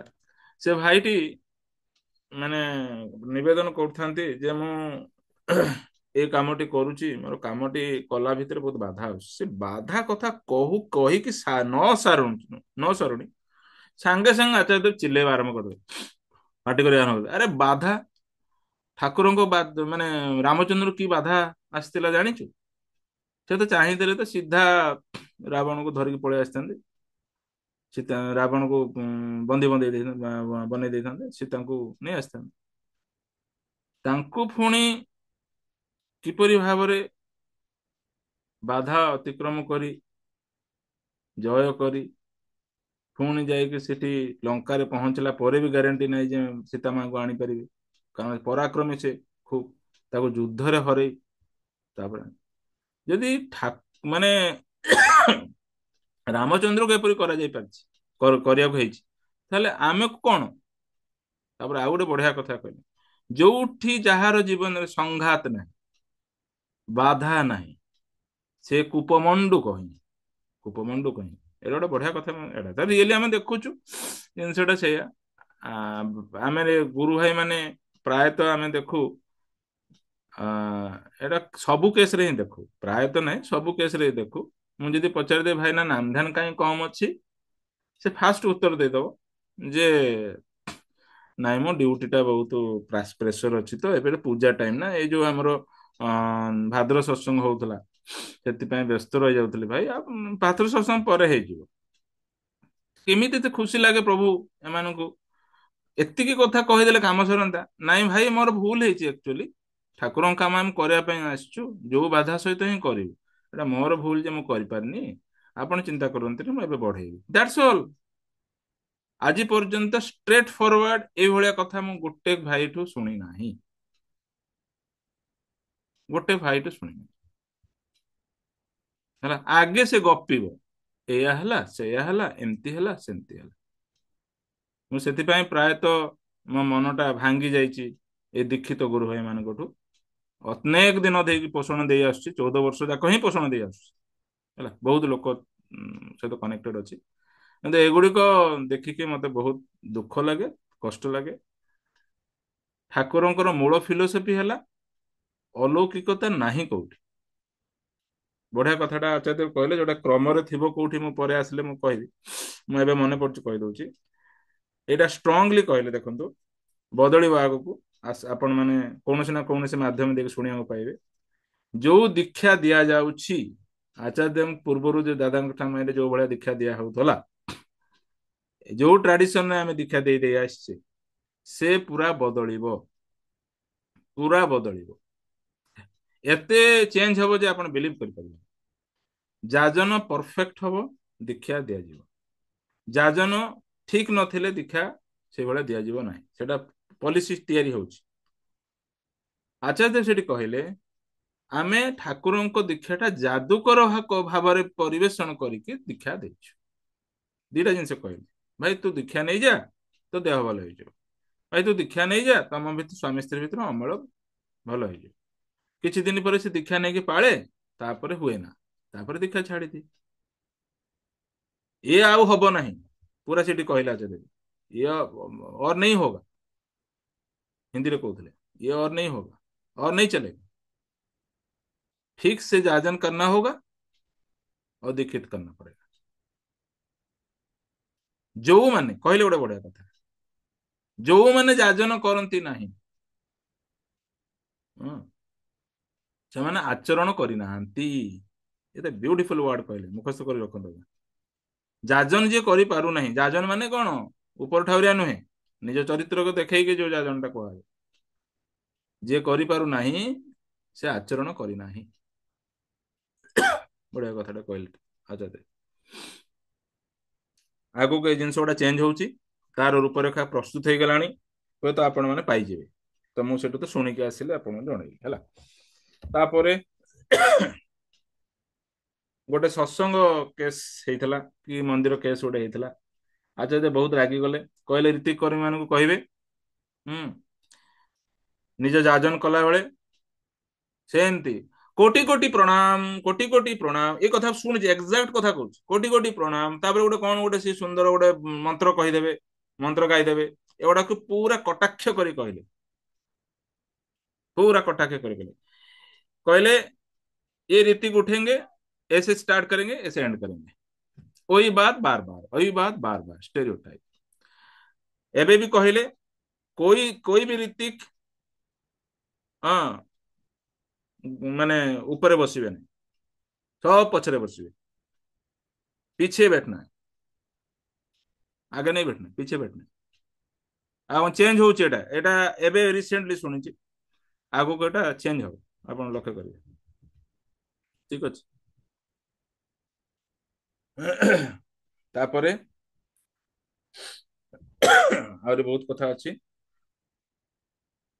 हाँ, ଆଚ୍ଛା ଦେବ ଜଣେ ଭାଇ ପରୀକ୍ଷା ଦଉଛି, ନିଟ୍ ପରୀକ୍ଷା ବୋଧେ ଦଉଛି, ବାରମ୍ବାର ଅନସକ୍ସେସଫୁଲ ହଉଛି ଲାଇଫରେ। ତ ସେ ଆଚାର୍ଯ୍ୟ ଦେବଙ୍କୁ ନିବେଦନ କଲା ବେଳେ ଆଚାର୍ଯ୍ୟ ଦେବ କହିଲେ, ବଢିଆ କଥାଟା କହିଲେ, ଆପଣ ଶିଖିପାରିବେ ଏଥିରୁ, ଯେ ଇଟାଟାକୁ ଇଟା ଯୋଡ଼ିଲେ ଖାଲି ହେଇଯିବନି ଘର, ତା ସହିତ ଗୋଟେ ସିମେଣ୍ଟିଂ ଏଲିମେଣ୍ଟ ଦରକାର, ସିମେଣ୍ଟ ଦରକାର, ନହେଲେ ଘର ତିଆରି ଠିଆ ହେଇପାରିବ। ଅକୃତ କାର୍ଯ୍ୟ ବୋଲି କିଛି ନାହିଁ ଆମ ଜୀବନରେ। ଅକୃତ କାର୍ଯ୍ୟ ହେଲା ଆମର ଯୋଉଟା ଦୁର୍ବଳତା, ଠିକ ଅଛି। ତ ଯଦି ଆମେ ମାନି ନଉ ଦୁର୍ବଳତାକୁ, ତାହେଲେ ଅକୃତ କାର୍ଯ୍ୟ ତ 100%। ଯଦି ଆମେ ଦୁର୍ବଳତାକୁ ମାନି ନାଉ, ତାହେଲେ ଅତିକ୍ରମ କରିବାର ବଳ ମିଳେ ଏବଂ କୃତକାର୍ଯ୍ୟତା ଆସେ। ଯେତିକି ଜଣ ପ୍ରାୟ ନିବେଦନ କରୁଥାନ୍ତି, କିଏ ଗୋଟେ ବିଇଡି ପାଇଁ ନିବେଦନ କରୁଥାଏ, ପରୀକ୍ଷା ଅଛି, କିଏ ଗୋଟେ କଣ ଇଣ୍ଟରଭ୍ୟୁ ଅଛି ତା ପାଇଁ, ମାନେ ରିଟିନ୍ ଟେଷ୍ଟ ପାସ୍ କରିଛି, ଇଣ୍ଟରଭ୍ୟୁ ଅଛି ତା ପାଇଁ ଆସିଥାଏ। ଆଚାର୍ଯ୍ୟ ସମସ୍ତଙ୍କୁ ଗୋଟିଏ କଥା କହୁଥାନ୍ତି, ଶୁଣୁଥାଏ, ଯେ सभी लोग तो दे रहे हैं एग्जाम, आप भी दे रहे हो, व्हाट इज स्पेशल। वो बोल रहे हैं व्हाट इज स्पेशल, तो जिसको मिलेगा वो सबसे थोड़ा ज्यादा प्रिपेयर हुआ होगा, तो इसीलिए उसको मिलेगा। सो इफ यू डू, आप जैसे, आप भी ଧର ଯାଉ ଆପଣ ନିଜେ ସେଇ କ୍ୟାପାବିଲିଟିର ମଣିଷ ହେବେ, ତାହେଲେ ଆପଣଙ୍କୁ ବି ମିଳିବ, ଠିକ ଅଛି। ଆମ ମାନଙ୍କର ପ୍ରୋବ୍ଲେମ କଣ ନା, ଆଚାର୍ଯ୍ୟଙ୍କୁ କହିଦେଲେ, ଆଚାର୍ଯ୍ୟ ହଁ ମାରିଦେଲେ, ଆମର ହେଇଯିବ।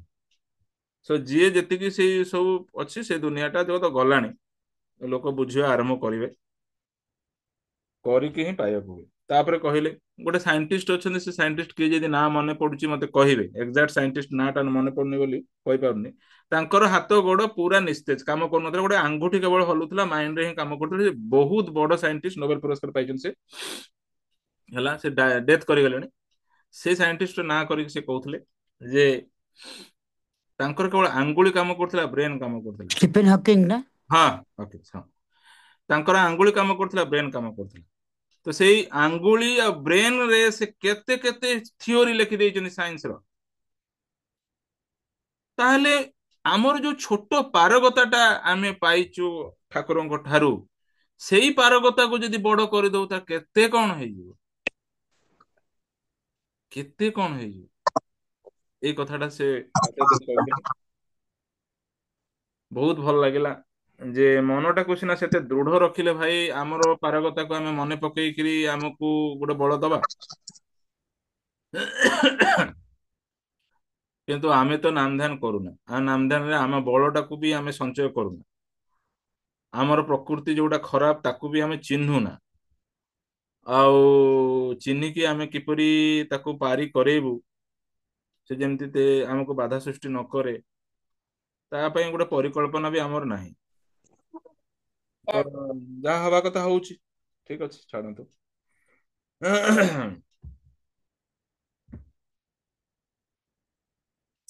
ଜଣେ ଭାଇ ଆସୁଥିଲେ, ପଚାରୁଥିଲେ, କନଫ୍ୟୁଜ ହଉଥିଲେ, ଏଟା କରିବି କି ସେଟା କରିବି, କୋଉଟା ପଢିବି। ଆଚାର୍ଯ୍ୟ କହିଲେ ତୋତେ ପ୍ରୟୋଜନ ପାଇଁ ପଢିବାର ଅଛି ନା ତୋର ଇଚ୍ଛା ଲାଗୁଛି ଝୁଙ୍କ ଅଛି ଖୁସି ପାଇଁ ପଢିବୁ। ତ ଯଦି ଖୁସି ପାଇଁ ପଢିବୁ ସକ୍ସେସ୍ 100%।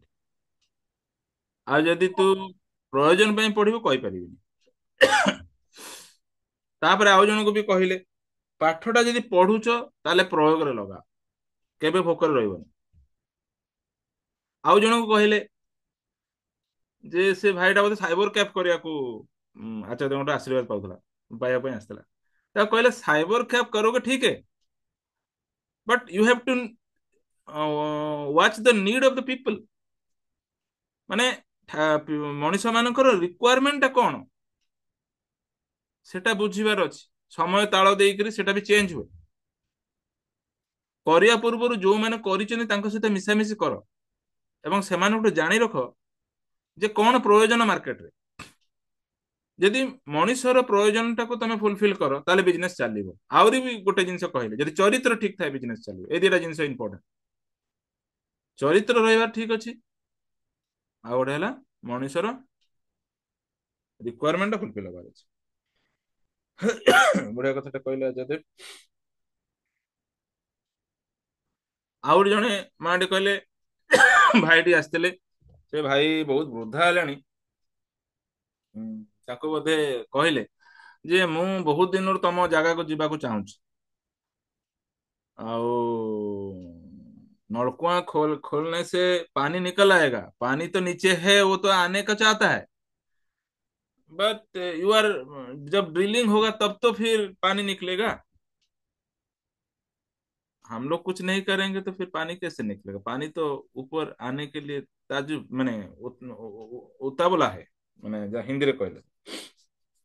ତାପରେ ସେ କହିଲେ ଆ, ଯେ ସେ ଭାଇ ସେ ରୀତି ଜଣ ଚାଲିଗଲେ ଆଉ ସେଥିପାଇଁ ହେଇପାରୁନି। ତାପରେ ରାଗି उठिले पूरा पूरा रागी उठले, कहले यही तो प्रॉब्लम है, हम लोग ठाकुर जी के साथ कनेक्ट नहीं होते हैं। हम लोग कोई कर्मी के साथ कनेक्ट होंगे वहीं वहां पे वो चाहे वो उनके ऊपर निर्भरशील रहेंगे, वो चले जाएंगे तो हमारा ठाकुर जी का काम बंद हो गया, नहीं होगा। पूरा रागी गले। ଯାହା ହଉଛି ତ ଆପଣ ଦେଖୁଥିବେ। ବହୁତ ମୁଁ ଆଉ କଣ କହିବି, ଆଗରୁ ତ ଏଇଆ ହିଁ ଥିଲା ଭାଇ, ଠାକୁର ଆମେ ପାଇଛୁ ତମମାନେ ଆମକୁ ପାଅ। ଏଇଆ ହିଁ କଥା। ଚାଲ। ଗୋଟେ ବଢିଆ କଥା କହିଲେ, ଜଣେ ଭାଇଟେ ନିବେଦନ କରିବାକୁ ଆସିଥିଲା। ଗୋଟେ ସତ୍ୟାନୁଷ୍ଠାନ ବାଣୀ ଅଛି ନା, ଅହଙ୍କାର ହିଁ ପ୍ରକୃତ ପ୍ରଚାରର ଅନ୍ତରାୟ। ସେ କ୍ଷେତ୍ରରେ ବୁଝିବାକୁ ଯାଇକି ସେ କହୁଥିଲେ ବହୁତ ସମୟରେ ଯଦି ଆମେ ଏଇଭଳିଆ କରୁ, ଗୋଟେ ରୋଗୀଟା ଆସିଲା ତାର ହୁଲିଆ ଦେଖିଦେଲୁ, ଦେଖି ଦେଖି ଗୋଟେ ପ୍ରେସକ୍ରିପସନ ଆଗୁଆ ରେଡି କରି ଦେଇଦେଲୁ, ତା ଦେହ ଭଲ ହେଇଯିବ କି? ଆମେ ଯେତେବେଳେ ପ୍ରଚାର କରୁଛେ ଠାକୁରଙ୍କର, ସେତେବେଳେ ଶୁଣିବା ଦରକାର। ଆମର ଗୁରୁ ଭାଇ ମାନଙ୍କର ଗୋଟେ ବଡ ଟ୍ରବୁଲ ଦେଖିବେ, ଏଟା ୟୁଜୁଆଲ ଟ୍ରବୁଲ। ଭାଇ କାନଟାକୁ ଲମ୍ବା କରିକି ଶୁଣନ୍ତି ନାହିଁ, କଣଟା ସେ କହୁଛି, ତାର ନିଡ୍ ଟା କଣ, ତାର ଅସୁବିଧା ଟା କଣ, ତାର ଭୋକଟା କଣ, ସେତିକି ଯଦି କାନଟା ଫାଟି ଦେଇକି ଶୁଣନ୍ତେ ଲମ୍ବା କରିଦେଇକିରି, ତାହେଲେ ଆମେ ସବୁ ପ୍ରିପେୟାର ହେଇକି ଅଛେ, ଭିତରେ ସବୁ ମାଲ ମସଲା ଅଛି, ରିଏଲ ଜାଗାରେ କାମଟା ହୁଅନ୍ତା।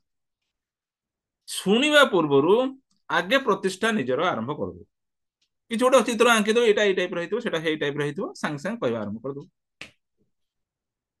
ଏଇଟାକୁ କଟାକ୍ଷ କରିକିରି କହୁଥିଲେ ଆଚାର୍ଯ୍ୟ ଯେ ଡକ୍ଟର ଗୋଟେ ରୋଗୀର କଥାଟା ନ ଶୁଣି ଆଉ ଔଷଧ ଦବା ଆରମ୍ଭ କଲେ, ଯାହା ହବା କଥା ହବ ଆଉ। ଏହା ହିଁ ହଉଛି ଆଉ। ହେଲା, ଠିକ ଅଛି। ମୋର ଉଦ୍ଦେଶ୍ୟ ଖାଲି ଶୁଣିକି ମଜା ନିଅନ୍ତୁନି, ଆକୁ ପ୍ରୟୋଗରେ ରଖନ୍ତୁ। ଆଚ୍ଛା, ଶ୍ରୀ ଶ୍ରୀ ଆଚାର୍ଯ୍ୟ ଦେବ କହିଲେ ଯାଜନ କରିପାରୁନା ମାନେ ଆମେ ଆଚରଣ କରିପାରୁନା, ଏଟା ତ କହିଛି। 28 ତାରିଖ ଦିନର ପୁରା ଟୋଟାଲ ସରିଗଲା। ସନ୍ଧ୍ୟା ବେଳେ ତ ଆଚାର୍ଯ୍ୟ ବସି ନଥିଲେ, ପ୍ରୋଗ୍ରାମ ଚାଲିଥିଲା। 29 ତାରିଖ ପୁରା ଭର୍ତ୍ତି ହେଇକି ଅଛି। ତ କେତେ ସମୟ ହେଲା? 9ଟା 14। ଆପଣ ମାନେ ସେକେଣ୍ଡ ସେସନରେ ଶୁଣିବେ ନା ଆଜି ଶୁଣିବେ?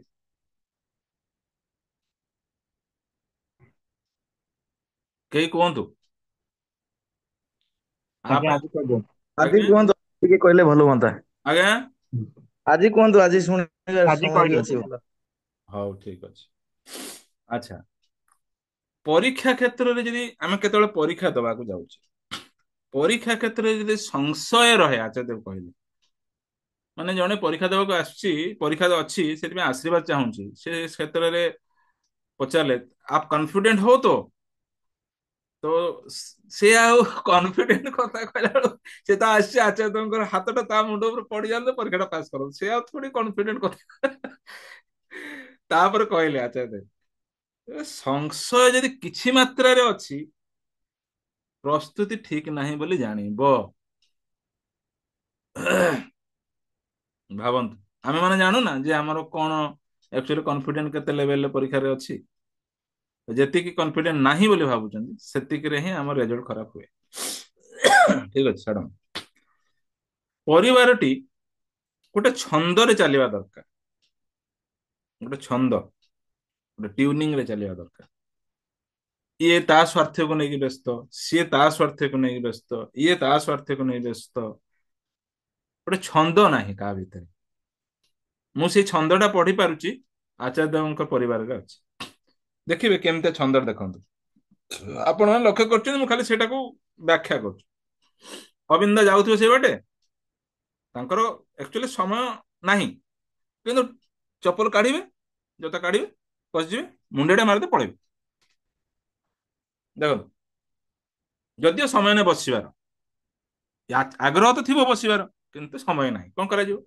ନା, ବାପା ସେଠି ବସୁଛନ୍ତି, ଭଲ ଲାଗୁନି ତାଙ୍କୁ, ମୁଣ୍ଡଟା ମାରି ଯିବେ, ଏଟା ଛନ୍ଦ। ତାଙ୍କର ଦେଖିବେ, ସେ ଯିଏ ବି ଥିବ, ସେ ଛୋଟ ଛୋଟ ପିଲାମାନେ ବି ଆସିଥିବେ, ଏ ଖେଳୁଥିବେ, ବୁଲୁଥିବେ, କଣ ଗୋଟେ କାମ ଥିବ, ଆସିବ ଟୁଙ୍ଗ କରି ମାରିଦେଇ ପଳେଇବେ। ଏଟା ଛନ୍ଦ। କହନ୍ତିନି, ଆମର ବହୁତ ବାଣୀ ଅଛି ସଦବିଧାନ, ଦେଖିବେ ସାମ୍ନାରେ ଗୋଟେ ଲୋକ ଦେଖା ହେଲା, ହେଲା, କେମିତି ଅଛ, ଭଲ ଅଛି? ମୋର ମନେ ପଡୁଛି 2022ରେ ଯେତେବେଳେ ଅବିନ୍ଦା ମତେ ଫୋନ କରିଥିଲେ, ମୁଁ ସେ ଛନ୍ଦଟା ମନେ ପକେଇ କହୁଛି। ଏଟା 2022 21 ତାରିଖ, ହଁ 2021 ଡିସେମ୍ବର 23 ନା କେତେ ତାରିଖରେ ଅବିନ୍ଦା ମତେ କଣ୍ଟାକ୍ଟ କରିଥିଲେ। ସେ କହିଲେ, ପାଢିजी, ତାଙ୍କ ପୁରା ଏକ୍ସାକ୍ଟ କଥାଟା ମନେ ପଡୁଛି, ମୁଁ କହୁଛି, ପାଢିजी आप कैसे हैं? मैं कहले, हाँ जी, हाँ ठीक है, हाँ, अच्छा है, ठाकुर जी दया से ठीक है। और कैसा सब चल रहा है? हाँ, हाँ, ठीक चल रहा है। आप कभी देवघर आए हैं? हाँ, लास्ट टाइम तो आपका जन्मदिन में गया था बेटी को लेके। अच्छा, तो मुलाकात हुआ है।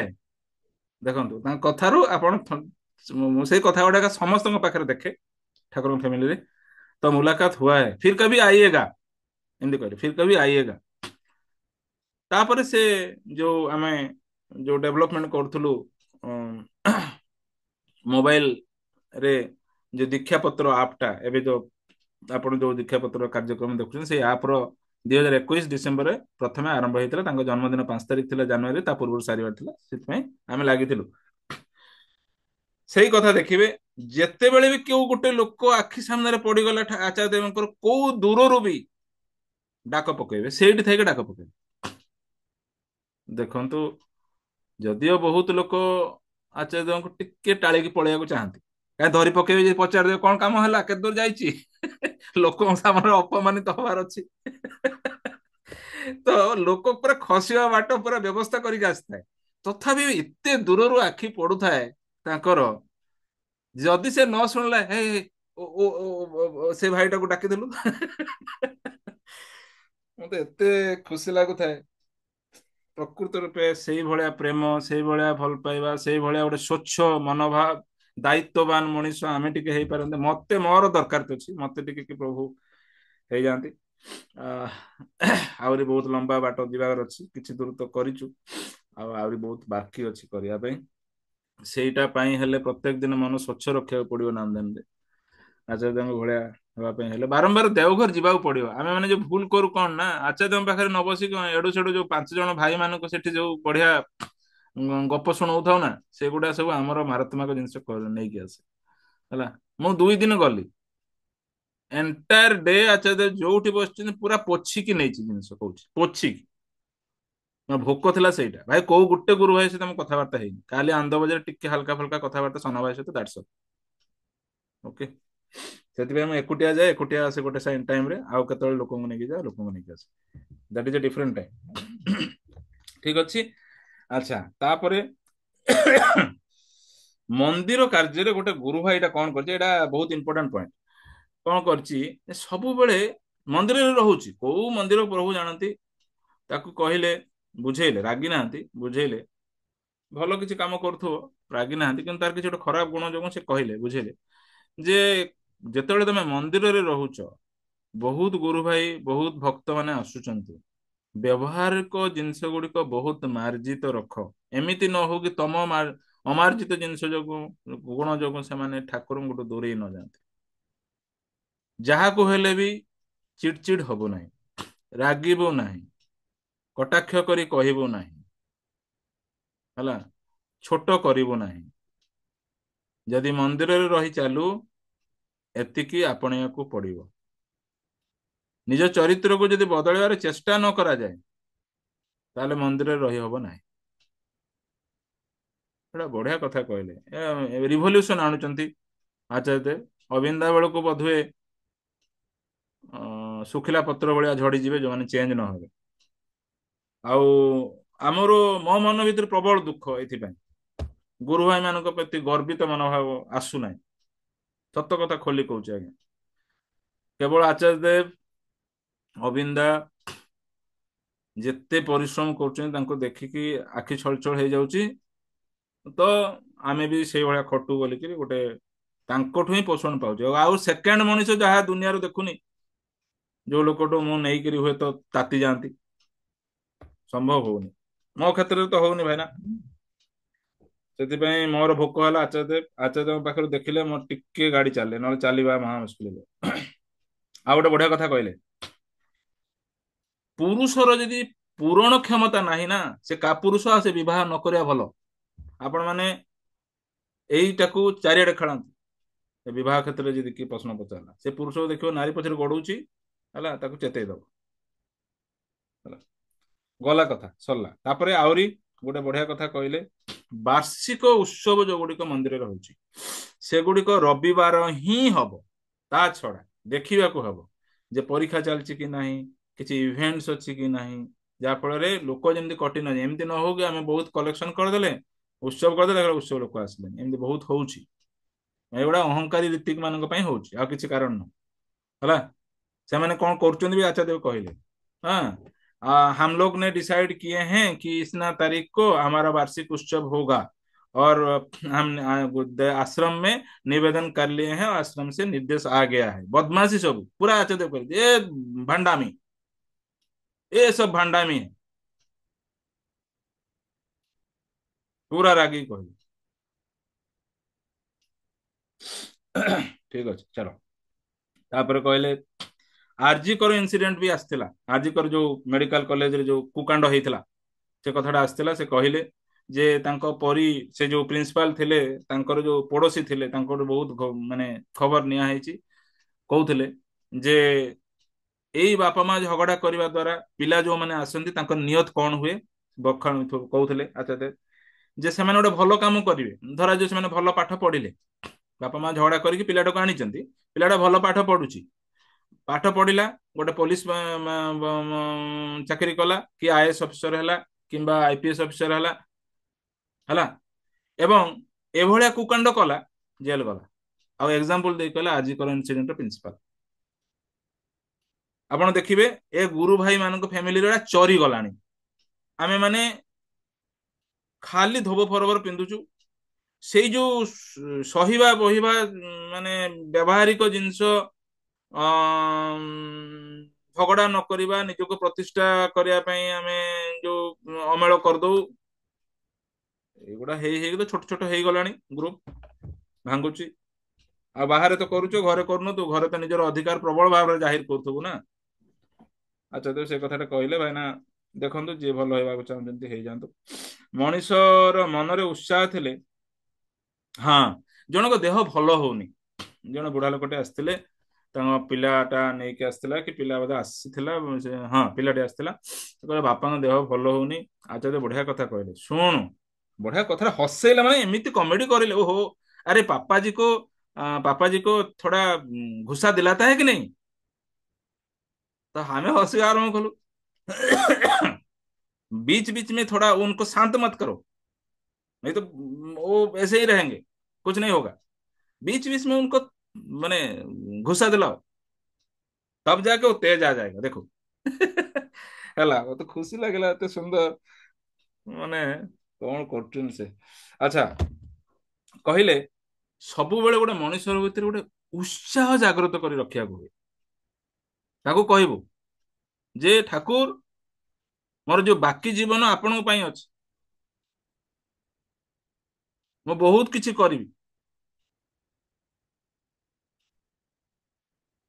ଏଥିପାଇଁ ମୁଁ ଉତ୍ସାହ ବାନ୍ଧିକି ରଖିଛି।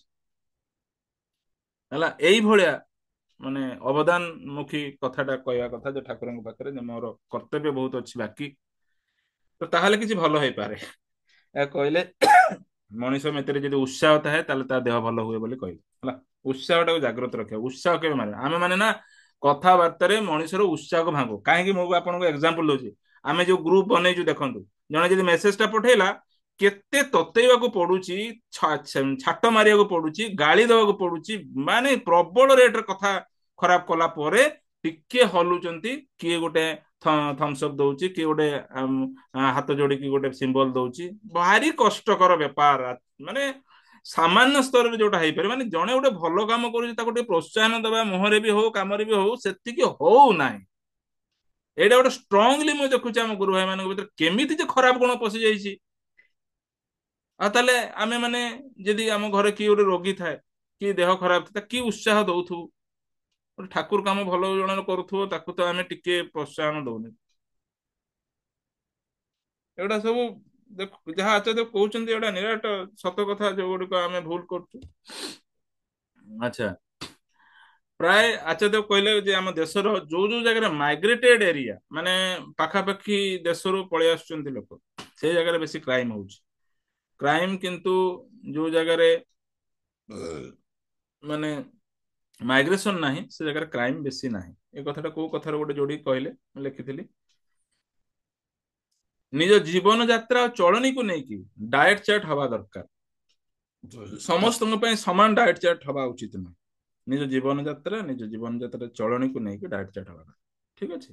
ଯେ ଧର ରାତି 11ଟାରେ ବିଜନେସ କରିକି ଫେରୁଛି, ତା ପାଇଁ ଡାଏଟ ଚାର୍ଟ ଅଲଗା ହବ। ମାନେ ହେଲ୍ଥକୁ ଠିକ ରଖିବା ପାଇଁ, ଯୋଉ ଯନ୍ତ୍ର ବୋଲି କୁହାଯାଉଛି ନା, ଆମର କାର୍ଯ୍ୟଶୈଳୀକୁ ନେଇକି ସେ ଯନ୍ତ୍ରଟାକୁ ସେଇଭଳିଆ ମୋଡିଫାଏ କରାଯିବ। ଖାଦ୍ୟ ପେୟ ଅନ୍ୟାନ୍ୟ ଜିନିଷ ପୋଷଣ ତତ୍ତ୍ୱ, ହେଲା ଏଇଟା ସମସ୍ତଙ୍କ ପାଇଁ ସମାନ ନ ହେଇ ବି ପାରେ। ହୁଁ। ଗୋଟେ ବଢିଆ ଡାଇଟିସିଆନ ମହାରାଷ୍ଟ୍ରର କାହାକୁ ଗୋଟେ କଥା କହିଲେ, ମୁଁ ସେଟା ଭୁଲି ଯାଇଛି। ବହୁତ ଜଣେ ବହି ଆଣିକି ବି ଆଚାର୍ଯ୍ୟଙ୍କୁ ଦେଲେ, ଡାଏଟ ଉପରେ ଲେଖା ହେଇଥିଲା, ସେଟା ପଢିକିରି ବହୁତ ସମୟ ପଢୁଥିଲେ ସେଠି। ଆଚ୍ଛା, ହଁ, ଜଣେ ମାଙ୍କର ଇନଫର୍ଟିଲିଟିର ପ୍ରୋବ୍ଲେମ ଥିଲା। ତାଙ୍କୁ ପ୍ରଥମେ ଆଚାର୍ଯ୍ୟ କହିଲେ, ତା ପ୍ରଥମେ ଆଚାର୍ଯ୍ୟ କହିଲେ ଆଗେ ଓଜନ କମା, ତାପରେ ଯାହା ଭାବିବି। ହେଲା ଆଉ ଜଣେ ଭାଇ ଆମର ଫିଲ୍ମ ଇଣ୍ଡଷ୍ଟ୍ରିରେ କାମ କରନ୍ତି କଟକର, ସେ ଯାଇଥିଲେ, ନୂଆ ବିବାହିତ, ନଭେମ୍ବରରେ ମ୍ୟାରେଜ କରିଛନ୍ତି। ତାଙ୍କୁ ମୁଁ ଦେଖିଲି। ଯେ ମୁଁ ଗୋଟେ ଜିନିଷ ଖରାପ ଲାଗେ କଣ, ଏମାନେ ଖାଲି ଆଚାର୍ଯ୍ୟଙ୍କ ପାଖରେ ଯୋଉ କାମଟି ଯାଇଥିବେ କରିବା ପାଇଁ, ସେତିକି କାମରେ ମତଲବ ରଖନ୍ତି। ବାସ୍, ଆଉ ଟିକେ ବସିବେ, ସେ ସମୟ ଦେବେ, ପୁରା ଜିନିଷକୁ ଶୁଣିବେ, ଅନ୍ୟମାନଙ୍କ ଜିନିଷ ଶୁଣିବେ, ଏତେ ଟିକେ ମାନେ ଅକୁପାଏଡ ରଖନ୍ତି ନିଜକୁ, ଯେ କରନ୍ତିନି। ମୁଁ ଦେଖିଲି ସେଗୁଡା ହଉଛି। ଆଉ ତ ଆଚାର୍ଯ୍ୟ ସେଠି ତାକୁ କହିଲେ, ସେ ମାଟିର ଓଜନ ବହୁତ ଥିଲା, ଆଗେ ପିଲା ଆଣିବା ପୂର୍ବରୁ ଓଜନ କମା ବୋଲି କହିଲେ। କାହିଁକିନା ଓଜନ ବଢିକି ଯଦି ପିଲା ଅଣାଯାଏ, ତାହେଲେ ବହୁତ ରୋଗ ଏବେ ତିଆରି ହଉଛି। ସେଥିପାଇଁ ଆଚାର୍ଯ୍ୟ ଯେତେ ଜଣ ମୋଟା ଲୋକ ଆସିଥିଲେ, ହାୟର ୱେଟ ଥିଲା, ସବୁ ଗୋଟି ଗୋଟି କରି ମୁଁ ଶୁଣିଛି, ସମସ୍ତଙ୍କୁ ସେ କଥା କହିକି ଯାଇଛି। ହଁ, ଗୋଟେ କଥାରେ ମୋର ମନେ ପଡିଲା, ଜଣଙ୍କର ବୋଧେ କିଡନୀରେ ଷ୍ଟୋନ ତିଆରି ହଉଛି। ତ ମୁଁ ତ ଠାକୁରଙ୍କ ଦୟାରୁ କିଛି ଚେଷ୍ଟା କରୁଛି ଆପଣ ମାନଙ୍କ ପାଇଁ, କିଛି ବୁଦ୍ଧି ଜାଗିଛି। ହେଲା ତ ଆଚାର୍ଯ୍ୟ ଦେବ ତାକୁ କହିଲେ, ଏଇଟା ତାଙ୍କ ବାପାଙ୍କର ଥିଲା, ସେ ପିଲାଟି ବି କହୁଥାଏ। ତାହେଲେ ସେଠି ଗୁରୁ ଭାଇ ଯୋଉ ଡକ୍ଟର ଅଛନ୍ତି, ସେ ଥିଲେ, ଆଉ ଜଣେ କିଏ ଥିଲେ, ତାଙ୍କୁ ଅନେଇକି କହିଲେ ଯେ ଏଇଟା ଟିକେ ଜେନେଟିକ କେସ୍ ହେଇପାରେ, ଟିକେ ଆପଣ ଟିକେ ପଛକୁ ଡାକି ତାକୁ ପିଲାଟା ବୁଝେଇଲେ କଣ କେମିତି କରିବାର ଅଛି। ତାପରେ ମୁଁ ମନକୁ ମନ ଭାବୁଛି, କଣ ଆଚାର୍ଯ୍ୟ ଛୋଟ ଜିନିଷଟା ଗୋଟେ କହିଲେନି, ପାଣିଟା ପିଉନଥିବ ସେ ପିଲାଟା, ଦେଖୁନାହାନ୍ତି। ମୋ ଭିତରେ ଗୋଟେ ବୋଧଟା ଆସିଲା, ଆগে କହନ୍ତେନି ସେ ପାଣିଟା ପିଉଛି କି ନାଇଁ। ଜଷ୍ଟ ମୁଁ ଭାବିଛି, ଆଚାର୍ଯ୍ୟ କହିବା ଆରମ୍ଭ କଲେ, ଆରେ ପାଣି ପିତା ହେ। थोड़ा ठीक से पानी पी। ହୁଁ। ତାପରେ ପୁଣି ମନେ ପଡିଲା ଅକ୍ସାଲେଟ ହବାର ପରିସ୍ଥିତି ତିଆରି ହଉଥିବ, ମୁଁ ଜଷ୍ଟ ଭାବୁଛି ସେଠୁ କହିଲା ଆଚ୍ଛା ଦେଖ, हाँ कुछ ना कुछ खा रहा होगा, देखो ऑक्सैलिक एसिड ज्यादा क्रिएट हो रहा होगा, इसीलिए वो स्टोन फॉर्मेशन हो रहा है, उसको समझाइए। ମାନେ ଏତେ କୋଅର୍ଡିନେସନ ମାଇଣ୍ଡ ରେ ଥିଲା ଯେ ଆଚାର୍ଯ୍ୟ ଦେବ କହି ପକଉଥିଲେ, ଆମକୁ ଖୁସି ଲାଗିଲା। ଠିକ ଅଛି, ଭଲ କଥା ପ୍ରଭୁ। ହଁ, ଆହୁରି ବହୁତ କଥା ଅଛି, ଟିକେ ପେସେନ୍ସ ରଖନ୍ତୁ, ଆଜି ସରିବ ବୋଲି କହିଲେ ତ ଆଉ କଣ କରିବା। ହୁଁ। ହଁ, କିଡନୀର ଷ୍ଟୋନ ତିଆରି ହୁଏ ଆଉ ଗୋଟେ କାରଣ ଯୋଗୁ ବି କହିଲେ। ଆମେ ଯୋଉ ବେଗ କମାଉ, ବେଗଟାକୁ ବନ୍ଦ କରୁ।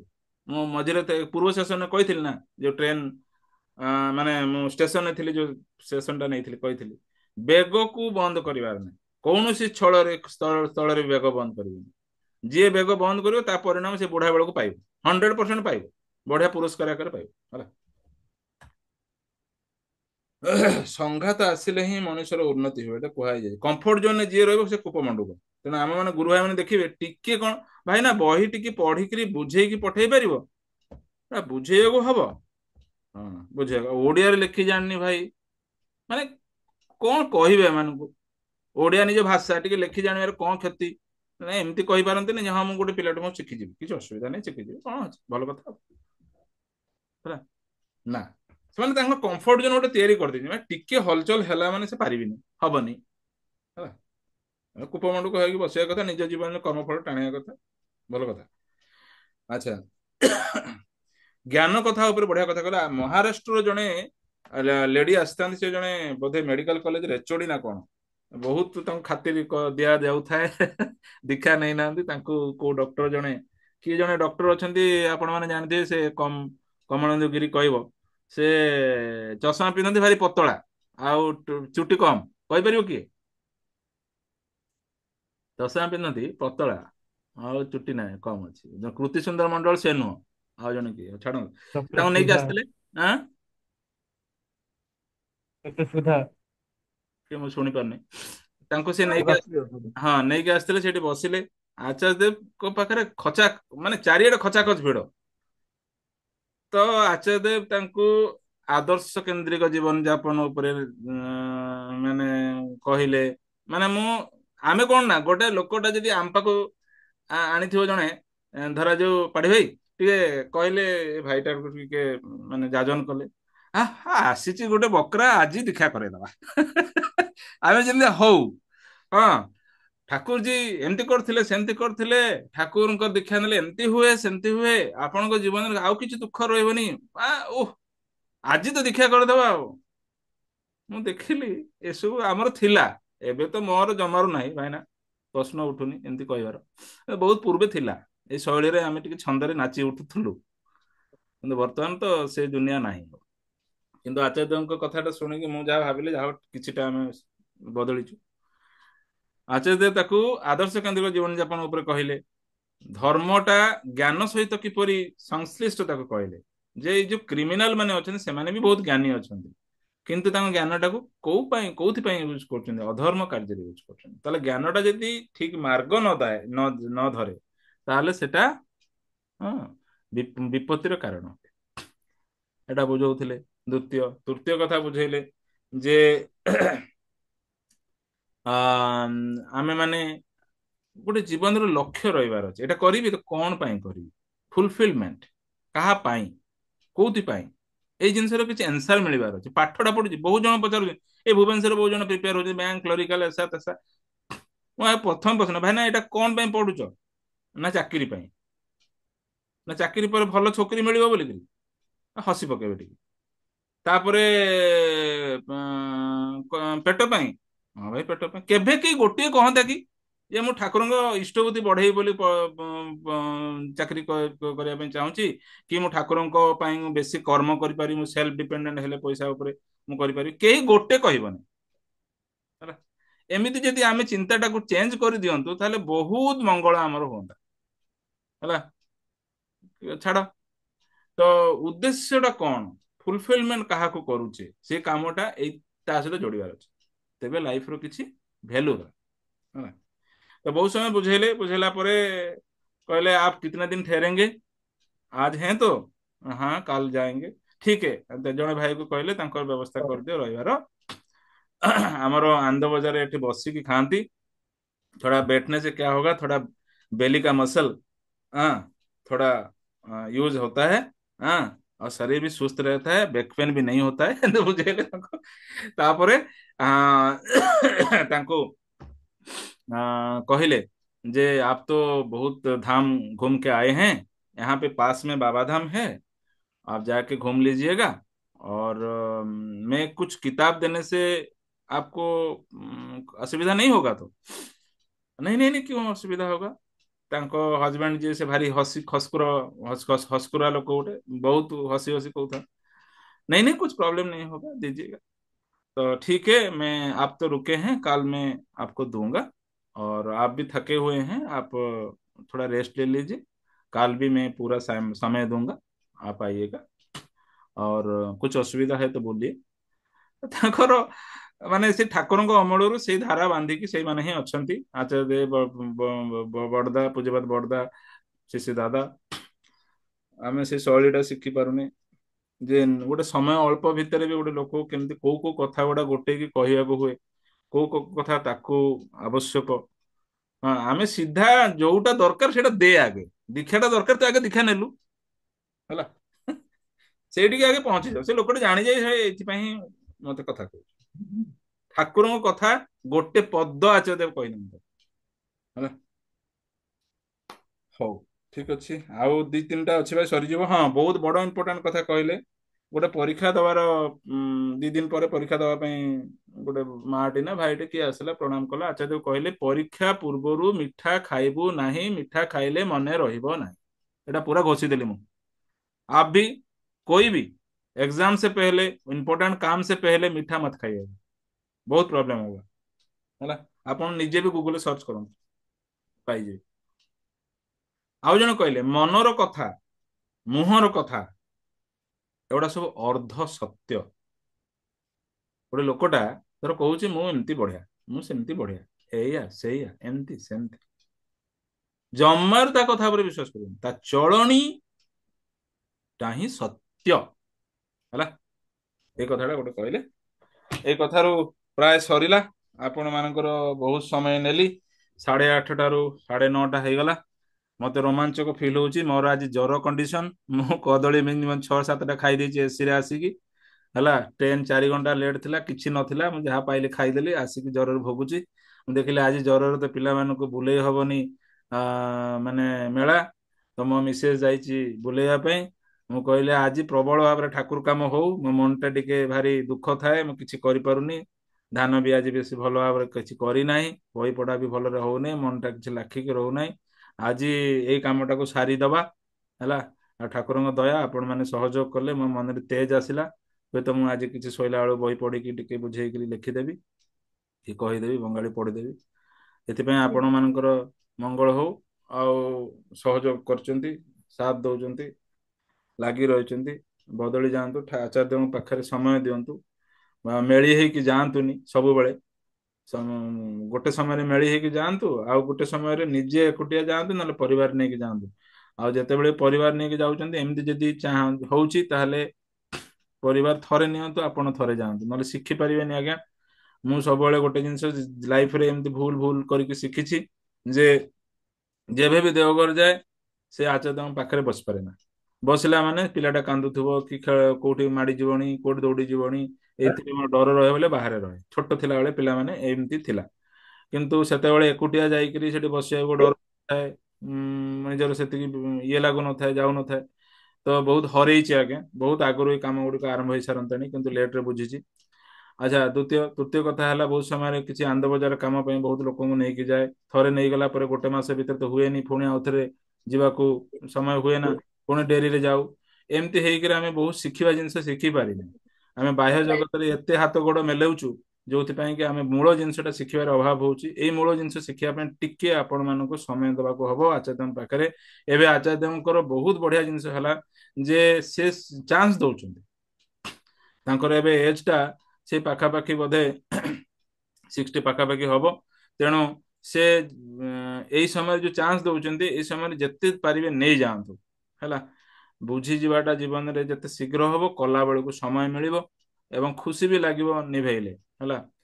ଆଉ ମୋର ଉଦ୍ଦେଶ୍ୟ ଏଇଆ ଯେ ଆପଣ ଶୁଣି ଦେଇକି କିଛି ମୋଠୁ ଚେଞ୍ଜ ହେବେନି, ଏଇଟା ତ ଜାଣିଛି, କିନ୍ତୁ ମଜା ଲାଗିବା ପାଇଁ କହିଦେଲି। ଆପଣ ବି ଏଣ୍ଟରଟେନ କରନ୍ତୁ, ମୁଁ କିନ୍ତୁ ତ କାମରେ ଲଗେଇବି। କିନ୍ତୁ କଥା ହେଲା ଯେ ଯାଆନ୍ତୁ, ତାଙ୍କ ମୁହଁରୁ ଶୁଣିଲେ ଆପଣଙ୍କୁ ହୁଏତ ମୋ ମୁହଁରୁ ଶୁଣିବା ଠାରୁ ବହୁତ ଆପଣଙ୍କୁ ଭାରି ଲାଗିବ ଏବଂ କାର୍ଯ୍ୟରେ ବୋଧେ ପରିଣତ ହବ। ହଉ, ଏତିକି କଥାରେ ଶେଷ କରିବା, ବହୁତ ସମୟ ନେଲି, ରହିଲି। ଆଗକୁ ଯୋଉ ଭାଇମାନେ ଯିବେ ଦୟାକରି କହୁଛି ଟିକେ ସେସନ ଏମିତି ନେବେ, ଲୋକଙ୍କ ମଙ୍ଗଳ ପାଇଁ ତ ଟିକେ କରନ୍ତୁ, ନିଜେ ପାଇକି ନିଜ ପାଖରେ ରଖିଦେଇକି ଆଜ୍ଞା କେବେ କାର୍ଯ୍ୟରେ ଲଗେଇ ପାରିବେନି। ମୁଁ ହୁଏତ ଆଜି ଆପଣମାନଙ୍କୁ କହିଲି, ଆଉ ଥରେ ରିକ୍ୟାପ୍ ହେଇଗଲା, ମୋ ଜୀବନରେ ଯେତେବେଳେ ଭୁଲ ହବ ମନେ ପଡିଯିବ, ଏତିକି ତ ମୋର ମଙ୍ଗଳ। ଆପଣଙ୍କର ମଙ୍ଗଳଟା ଏଣ୍ଟରଟେନମେଣ୍ଟ ହିଁ ହେଲା। ମେ ବି କାମରେ କିଏ ଲଗେଇଥିବ, ଲଗେଇ ପାରିବ କି ନ ଲଗେଇ ପାରିବ ମୁଁ କହିପାରିବିନି, କିନ୍ତୁ ଏଣ୍ଟରଟେନମେଣ୍ଟ ତ ଡବଲ ସିଓର, ନାଇଁ କି? କିନ୍ତୁ ଆପଣ ମାନେ ବି ତ ମୋ ପାଇଁ ହେଲେ କରନ୍ତୁ, ଯେ ମୁଁ ଆପଣମାନଙ୍କ ପାଇଁ ଏତିକି ଚେଷ୍ଟା କରୁଛି, ତ କେବେ ଯାଉଛନ୍ତି ଦେଓଘର ଆସିକି ମତେ ତ ଆଟଲିଷ୍ଟ ଗୋଟେ ସେସନର ଲିଙ୍କ ଦିଅନ୍ତୁ। ଯଦି ମୋ ସୌଭାଗ୍ୟ ଥାଏ ତାହେଲେ ସେ ପାଇପାରିବି। ରହୁଛି, ଜୟ ଗୁରୁ। ଜୟ ଗୁରୁ। ଜୟ ଗୁରୁ। ଜୟ ଗୁରୁ ଜୟ ଗୁରୁ। ଜୟ ଗୁରୁ। ଜୟ ଗୁରୁ। ଜୟ ଗୁରୁ। ଜୟ ଗୁରୁ।